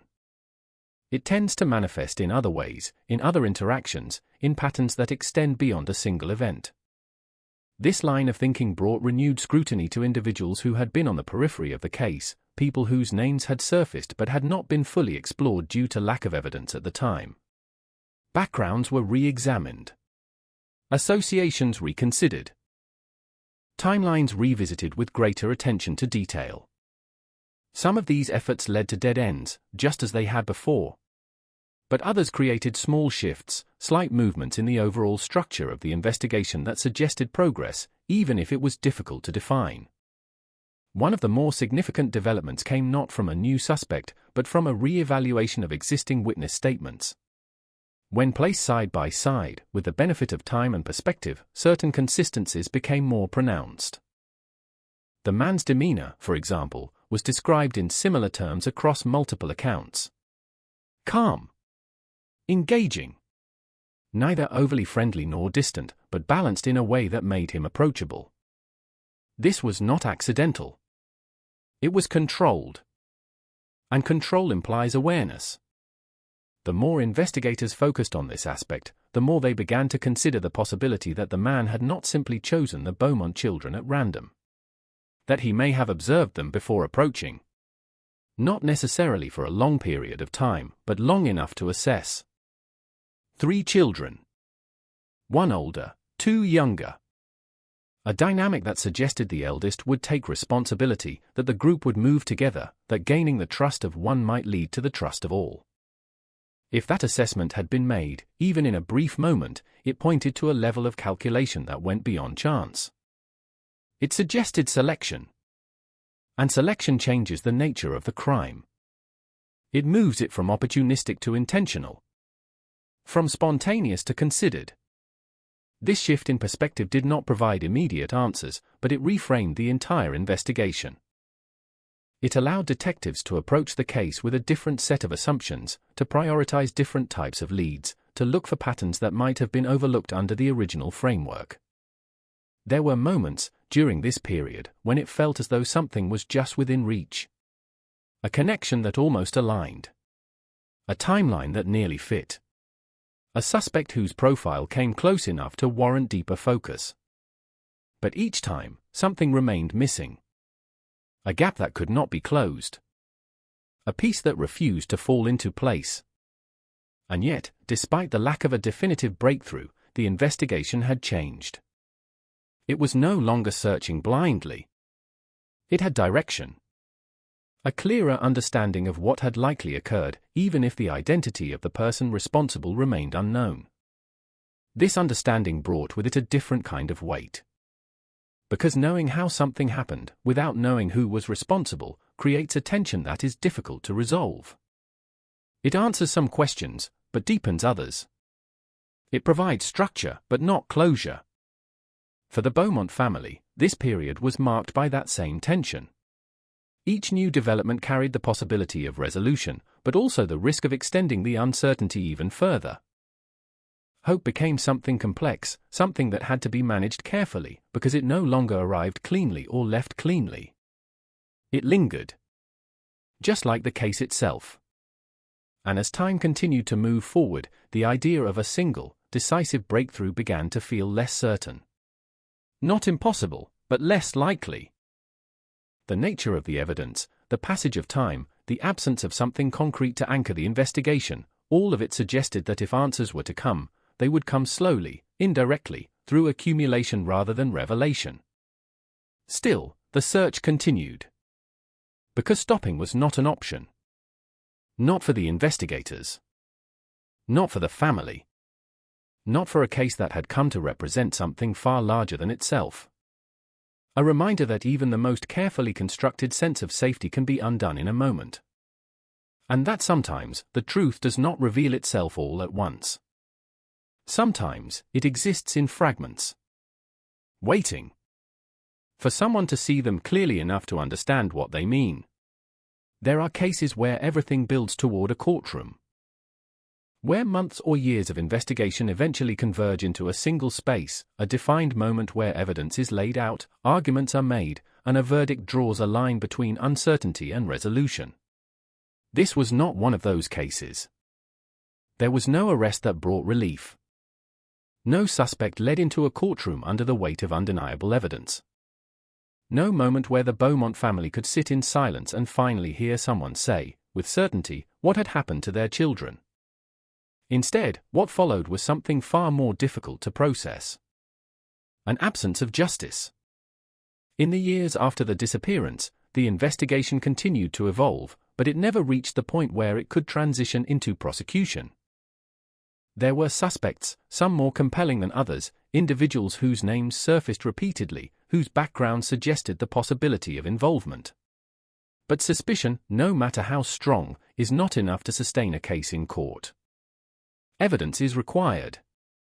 And evidence, in this case, remained elusive. The legal system is built on clarity. It demands structure, requires that claims be supported by facts that can withstand scrutiny. It is designed to protect against uncertainty, to ensure that conclusions are not drawn without sufficient proof. In most situations, this serves as a safeguard. Here, it became a barrier. Because the very nature of the Beaumont case resisted the kind of clarity that the courtroom demands. Witness accounts, while valuable, were not definitive. They placed the children with a man, described his appearance, his demeanor, his interaction with them. But they did not capture the moment of disappearance. They did not provide a direct link between that man and the act of abduction. There was no physical evidence tying any individual to the crime. No forensic trace that could be presented, examined, and confirmed. No body, no location, no material proof of what had occurred beyond the absence itself. Without those elements, the case could not move forward in the way that many hoped it would. And so, instead of a trial, there were inquiries. Instead of verdicts, there were theories. Instead of closure, there was continuation. Over time, certain names began to carry more weight in public discussion.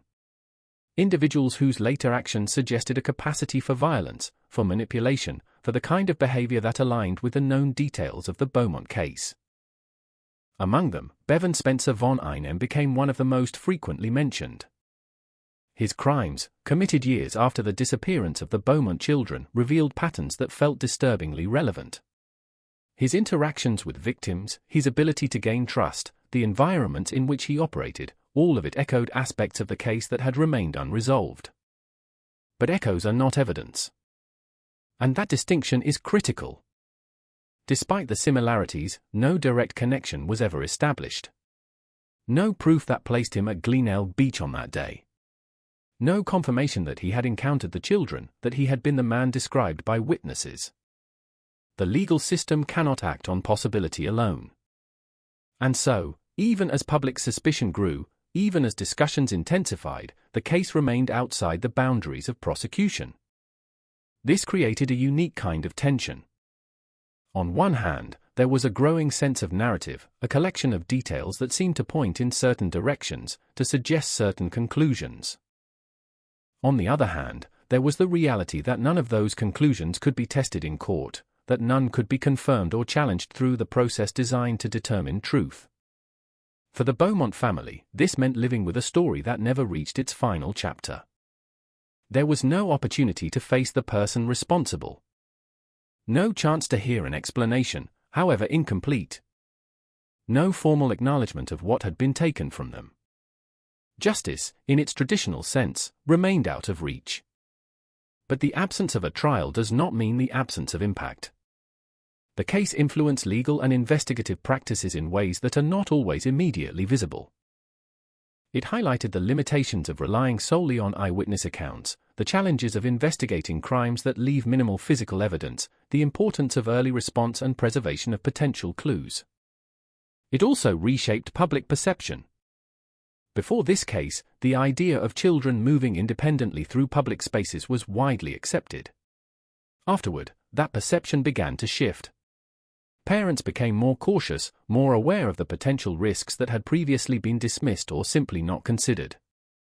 The courtroom, in this sense, expanded beyond its physical boundaries. The trial did not take place in a single building, over a defined period of time. It unfolded gradually, within society itself. Every discussion, every theory, every attempt to understand what had happened became part of an ongoing process of interpretation and judgment.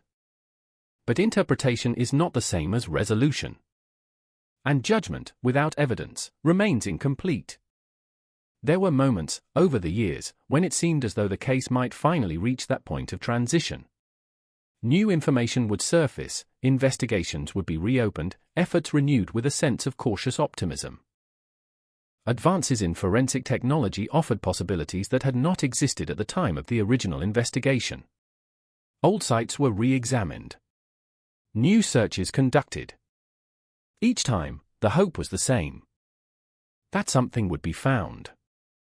Something that could bridge the gap between suspicion and proof. Something that could bring the case into a space where it could be resolved, not just discussed. But each time, the outcome remained unchanged. No definitive evidence. No charges filed. No trial. This repetition began to shape the way the case was understood. Not as something waiting to be solved in a conventional sense, but as something that might never fully align with the systems designed to resolve it. That realization does not diminish the need for justice. If anything, it intensifies it. Because it forces a confrontation with the idea that justice is not always attainable in the way we expect. That some cases exist in a space where answers are incomplete, where responsibility cannot be formally assigned, where closure remains just out of reach. For those directly affected, this is not an abstract concept. It is a lived reality. A constant presence that does not resolve itself over time, but instead becomes integrated into the fabric of daily life. For investigators, it represents a challenge that extends beyond a single case. A reminder of the limitations inherent in any system, no matter how structured, no matter how thorough. And for the public, it becomes something else entirely. A story that lingers. A question that remains open. A sense of unease that does not fully fade. Because without a courtroom, without a verdict, without that final moment of clarity, the case continues. Not as an active investigation in the traditional sense, but as an unresolved narrative. One that resists conclusion. One that refuses to settle into the past. And in that absence of resolution, something else takes its place. A quiet, persistent awareness that justice, in this instance, has not been served. Not because it was not pursued. Not because it was not deserved. But because the path to it was never clearly found. And without that path, the destination remains unreachable. Leaving behind a story that does not end with answers, but with the enduring weight of everything that was never fully understood.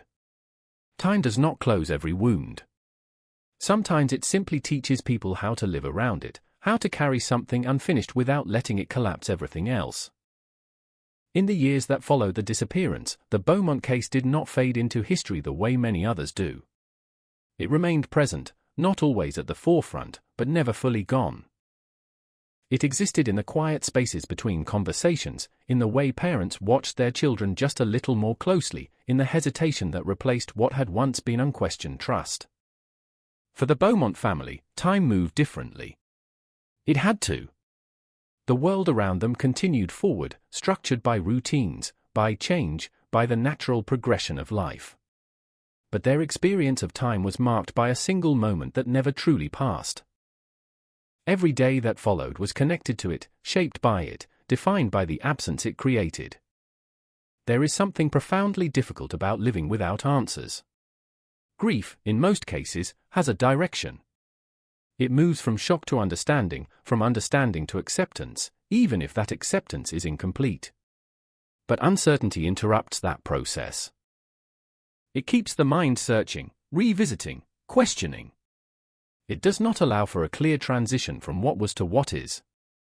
In this case, the absence was not just physical. It was narrative. There was no confirmed ending, no sequence of events that could be understood and placed into a coherent structure. Without that, the mind continues to circle back, attempting to fill in the gaps, to construct possibilities, to imagine outcomes that might bring some form of resolution. But imagination is not closure. It is a substitute. And substitutes, no matter how detailed, never fully satisfy the need for truth. The Beaumont case became something larger than itself over time. It transformed from a specific event into a reference point, a moment that marked a shift in collective awareness. Before it, the idea of children moving freely through public spaces was widely accepted. After it, that acceptance was no longer automatic. Parents began to ask different questions. They reconsidered routines that had once felt safe. They introduced boundaries where none had existed before. This shift did not happen all at once. It developed gradually, influenced not only by this case but by others that followed. But the disappearance of the Beaumont children remained one of the clearest early examples of how quickly normalcy could be disrupted. It changed perception. And perception, once altered, rarely returns to its original state. There is also the matter of memory. Over time, details fade, but certain images remain. 3 children at a beach.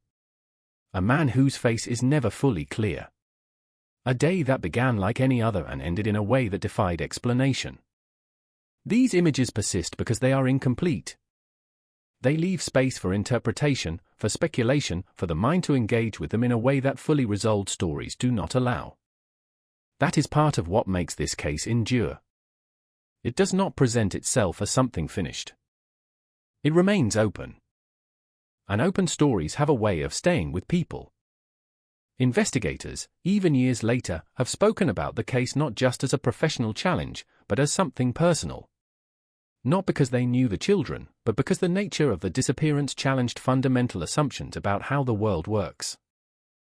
It forced them to confront the possibility that even with effort, with resources, with determination, some questions may not be answerable. That is not an easy conclusion to accept. It runs counter to the idea that persistence leads to resolution, that every problem has a solution waiting to be found. But reality does not always align with those expectations. And cases like this exist at that intersection, where effort meets limitation, where determination meets uncertainty. For the public, the Beaumont case remains a point of reflection. It raises questions that extend beyond the specifics of what happened. Questions about safety, about trust, about the ways in which people interact with one another in shared spaces. It also raises questions about how society responds to the unknown. There is a tendency to seek patterns, to connect events, to build narratives that provide a sense of understanding. Sometimes those narratives are supported by evidence. Sometimes they are not. But the need to create them persists, because leaving something unexplained feels uncomfortable, incomplete. And yet, in this case, incompleteness is unavoidable. It is part of the story. The legacy of the Beaumont children is not defined solely by their disappearance. It is also defined by the impact they had on the way people think, the way they approach safety, the way they understand the balance between independence and protection. That legacy is complex. It carries both loss and change. It reflects both what was taken and what was learned. But it also carries something else. A reminder that even in places that feel safe, even in moments that seem ordinary, there exists the possibility of something else. Something unexpected. Something that cannot always be anticipated or prevented. That realization is not meant to create fear. It is meant to create awareness. A recognition that safety is not absolute, that it requires attention, that it exists within a set of conditions that can change. As the years continue to pass, the case does not disappear. It remains part of a larger conversation, one that extends beyond a single event, beyond a single family, into a broader understanding of how society navigates risk, responsibility, and the unknown. And within that conversation, the memory of 3 children persists. Not just as victims, but as individuals whose lives, though brief, left an impact that continues to shape the world around them. Their story does not end with answers. It continues with questions. And perhaps, in some ways, that is why it remains so powerful. Because it asks something of everyone who hears it. Not just to understand what happened, but to consider what it means. And to carry that understanding forward, even in the absence of certainty. The ocean at Glenelg still moves the way it always has, its rhythm unchanged, its surface reflecting the same sky that once stretched above 3 children on a summer morning. People still gather there, still walk along the shoreline, still allow themselves to be drawn into the simplicity of a place that feels open and calm. On the surface, nothing has changed. And yet, beneath that familiarity, there is a layer of memory that cannot be seen but continues to exist. It lingers in the stories told quietly, in the way older generations recall the moment when something shifted, when the idea of safety became more complex than it had been before. It lingers in the subtle caution that now accompanies what was once instinctive trust. It lingers in the knowledge that even the most ordinary day can hold something that will alter lives permanently. The Beaumont children never returned from that beach. There was no final sighting that explained their absence, no discovery that brought clarity, no moment where the story resolved itself into something complete. What remains instead is a space, a gap in time that has never been filled. And yet, within that absence, their presence endures. It exists in the questions that continue to be asked, in the investigations that have been revisited, in the determination of those who refuse to let the case disappear entirely.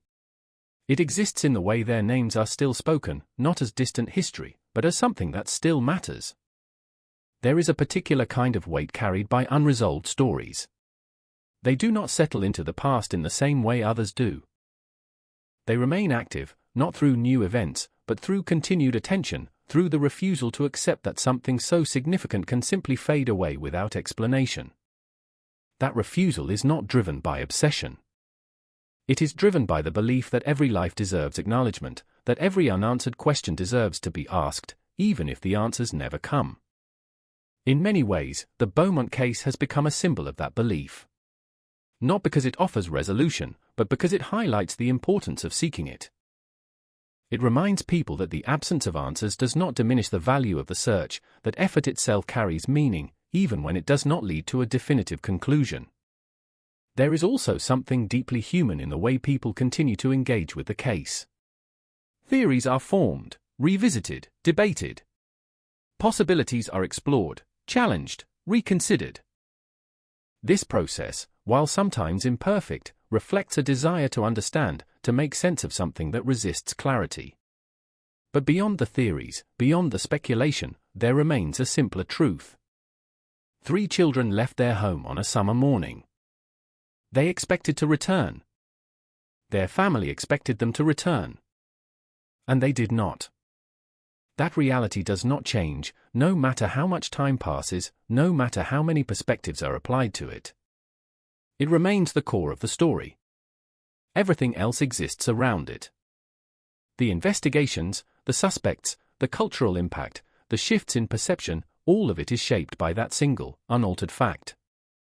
And perhaps that is where the story finds its most lasting meaning. Not in the complexity that surrounds it, but in the simplicity at its center. Because at its heart, this is not just a mystery. It is a loss. A loss that cannot be fully measured because it was never fully understood. A loss that extends beyond a single family into a broader awareness of how fragile certainty can be. As people continue to visit Glenelg Beach, as new generations walk the same sand, swim in the same water, experience the same sense of openness, the story remains part of that place, even if it is not immediately visible. It exists in the background, quiet but persistent. A reminder. Not of fear, but of awareness. Not of danger as something constant, but as something that can appear when least expected. And within that reminder, there is also a sense of continuity. Life continues. Families gather. Children play. The world does not stop because of what happened. But it does change, even if only slightly, even if that change is carried in ways that are not always obvious. The Beaumont children are part of that change. Their story, unfinished as it is, continues to influence how people think, how they act, how they understand the balance between freedom and safety. And in that influence, there is a form of presence.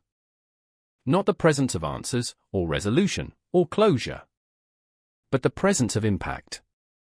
A lasting imprint left by 3 lives that were never meant to become a mystery, but became one nonetheless. And so the story does not end in the traditional sense. It does not conclude with certainty or resolution. It remains open, carried forward by those who remember, those who question, those who continue to look for meaning in something that refuses to be fully explained. Because some stories are not defined by how they end. They are defined by how they endure. Even after decades, the case of the Beaumont children does not feel like something that belongs fully to the past. It continues to exist in a strange space between history and the present, as if time itself has been unable to properly close the chapter. In archives, in old newspaper clippings, in police files that have been reopened more than once, their names still appear with the same weight they carried in 1966. Jane, Anna, and Grant Beaumont are no longer just missing children in an investigation. They have become a reference point for how absence can shape generations. The world has changed in countless ways since that summer morning. Cities have grown louder, faster, more connected. Information travels instantly now, and surveillance exists in ways that were unimaginable at the time of the disappearance. And yet, despite all of this progress, the essential question at the center of the Beaumont case remains untouched. What happened to them after they left Glenelg Beach?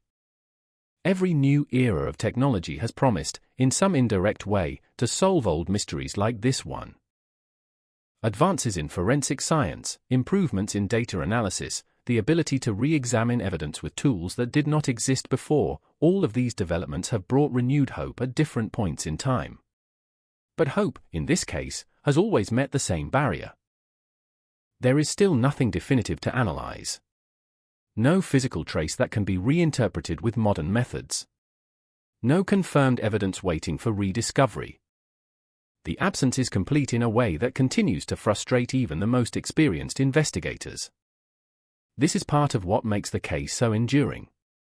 It is not just that it is unsolved. It is that it resists the usual pathways toward resolution. Most cold cases eventually yield something new, even if only a small fragment of information that reorients the investigation. This one does not. It remains anchored to the same fragments it produced in its earliest hours, witness descriptions, partial sightings, and a timeline that dissolves precisely at the moment when clarity is most needed. Over time, the story has taken on different interpretations. In some discussions, it is treated as a cautionary tale about trust and perception. In others, it is examined as an example of investigative limitation, a case study in how even large-scale searches can be constrained by the absence of physical evidence. In more personal conversations, it becomes something quieter, almost reflective, a reminder of how quickly normal life can shift into something unrecognizable. But beneath all of these interpretations, there is a core reality that does not change.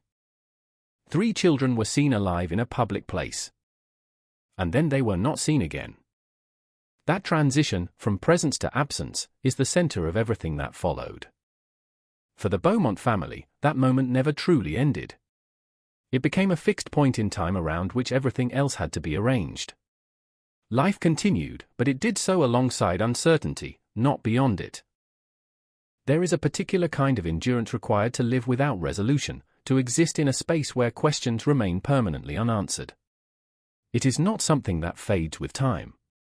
It becomes part of identity, part of memory, part of the structure of daily life. Public attention to the case has fluctuated over the years, rising and falling with each new mention, each renewed investigation, each documentary or retrospective attempt to revisit what happened. But even when it is not actively discussed, it does not disappear entirely. It lingers in the background of public consciousness, ready to resurface whenever similar cases occur or when anniversaries prompt reflection. This persistence is not accidental. It is tied to the nature of the story itself. There is something about the combination of innocence, visibility, and absence that creates a lasting impact. It challenges assumptions about safety in ways that are difficult to fully resolve. It disrupts the idea that ordinary environments are predictable simply because they are familiar. Glenelg Beach still exists as it did then, though of course it has changed in countless small ways over the decades. People still visit, still walk along the shoreline, still experience it as a place of leisure and normal life. But layered over that present is a history that cannot be removed. Not visibly, but conceptually. The knowledge that something irreversible happened there becomes part of how the place is understood, even by those who only know the story secondhand. This is how certain events persist. Not through constant visibility, but through underlying awareness. The Beaumont case also continues to influence how missing persons investigations are approached. It is often referenced in discussions about the importance of early response, witness reliability, and the limitations of memory under uncertain conditions. It has shaped protocols, informed training, and contributed to a broader understanding of how quickly critical information can be lost if not captured immediately. And yet, despite all of this procedural impact, the emotional core of the case remains unchanged. It is not defined by methodology or investigative technique. It is defined by absence. By the fact that 3 individuals simply stopped being accounted for in a way that has never been fully explained. There are cases that end with answers that are incomplete but sufficient enough to provide direction. This is not one of them. Here, even the incomplete answers remain uncertain. Every theory carries gaps. Every possibility contains unresolved elements. The result is a structure of understanding that never fully stabilizes. Over time, this has led to a kind of collective acceptance, not of resolution, but of permanence. The idea that some cases may not conclude in the traditional sense. That they may remain open not because they are actively being solved, but because they cannot be fully closed. This is perhaps the most difficult aspect of the Beaumont story. Not the disappearance itself, but the way it continues without resolution. It challenges expectations about narrative structure, about cause and effect, about the relationship between time and understanding. In most stories, there is a point where everything aligns. Where information converges into clarity. Where the unknown becomes known. In this case, that alignment never arrives. The pieces remain separated, connected only by implication rather than confirmation. And so the story continues in a different form. Not as an active investigation in the traditional sense, but as a persistent question embedded within history. One that does not demand constant attention, but also does not allow itself to be forgotten. There is a certain weight in that kind of continuity. It is not dramatic in appearance, but it is steady. It influences thought, shapes caution, and alters perception in ways that are often subtle but deeply ingrained. For those who encounter the story for the first time, it often produces the same reaction, disbelief that something so complete in its absence can exist within the record of modern history. For those who have followed it over time, it becomes something else. A reminder of limits. Of uncertainty. Of the boundaries between what can be known and what cannot. And within that space, the Beaumont children remain. Not as figures frozen in time, but as individuals whose absence continues to define the edges of an unanswered question. Their story does not resolve. It does not conclude. It remains, as it has always been, open. There is a point in every long-running investigation where time stops behaving like a tool and starts behaving like a burden. In the case of the Beaumont children, that shift did not happen suddenly. It accumulated slowly over years, then decades, until the passage of time itself became part of the mystery rather than a means to solve it. Each new generation that encounters the story does so from a different position. For those who were alive in 1966, the disappearance is a memory that never fully settled, something that interrupted the assumed safety of everyday life and never allowed that assumption to return in the same form. For those born later, it is a historical case, but one that carries an unusual emotional weight because it resists closure so completely. And for investigators who inherited the files years after the initial search, it is both a professional challenge and a reminder of the limits of even the most determined systems. Over time, the case has been revisited again and again, each return bringing with it a mixture of expectation and restraint.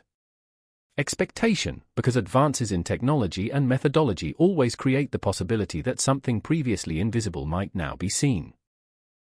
Restraint, because experience has repeatedly shown that this particular case does not easily yield to new approaches. It is not that nothing has ever been found. It is that nothing found has ever been enough. There is a difference between fragments and foundations. The Beaumont investigation has produced fragments in abundance. Witness recollections, behavioral patterns, partial descriptions, speculative connections. But fragments alone do not build certainty. They suggest direction, they invite interpretation, but they do not stabilize into conclusion. This is why the case continues to be referenced in discussions far beyond its original context. It has become a kind of reference point for investigative limitation, a situation that illustrates how even extensive effort can be constrained by the absence of physical evidence. It is often used, sometimes implicitly, to remind new investigators that not all cases are solvable in the traditional sense, no matter how much time or attention is applied. Yet within that professional framing, there is also a human layer that cannot be separated from the facts. The Beaumont children were not abstract subjects of analysis. They were individuals whose absence reshaped the lives of those around them in ways that cannot be fully measured. The passage of time does not reduce that impact. It simply changes its form. For the family, the years did not bring resolution, but adaptation. Not acceptance in the sense of closure, but adaptation in the sense of continuing to live alongside an unanswered question.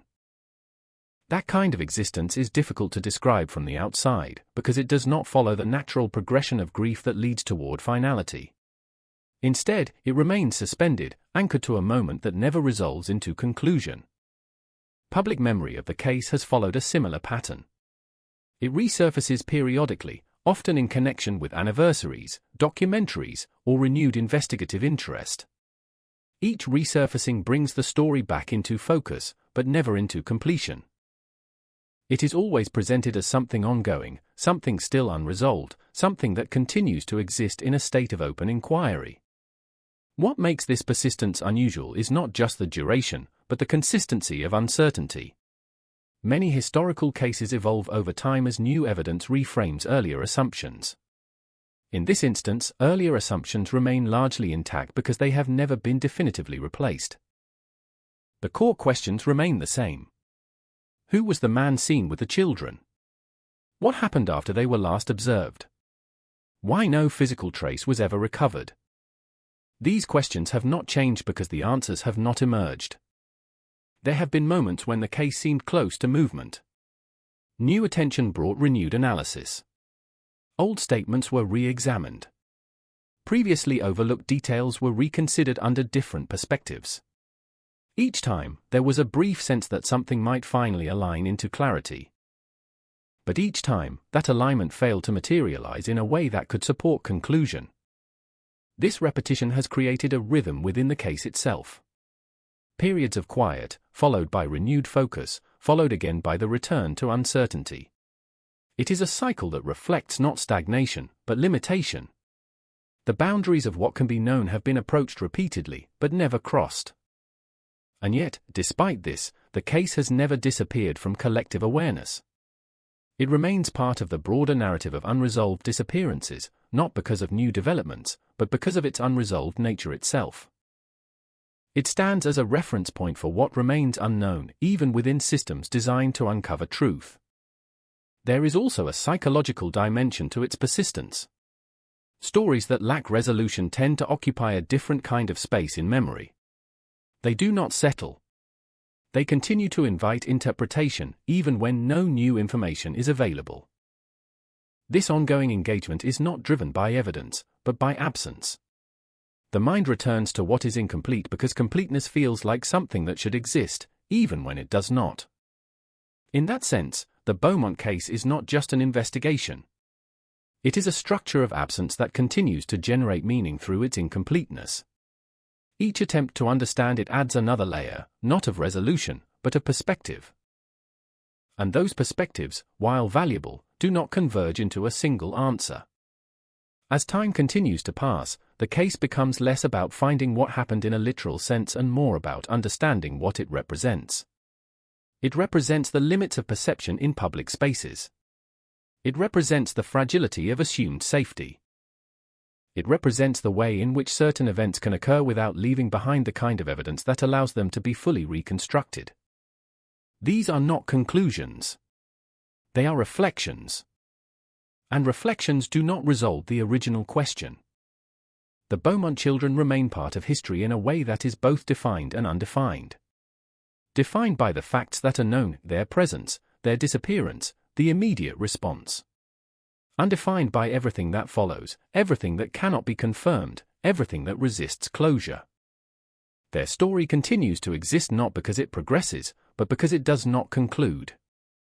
And in that lack of conclusion, it maintains its presence. Not as a finished narrative, but as an open question that time has not been able to close.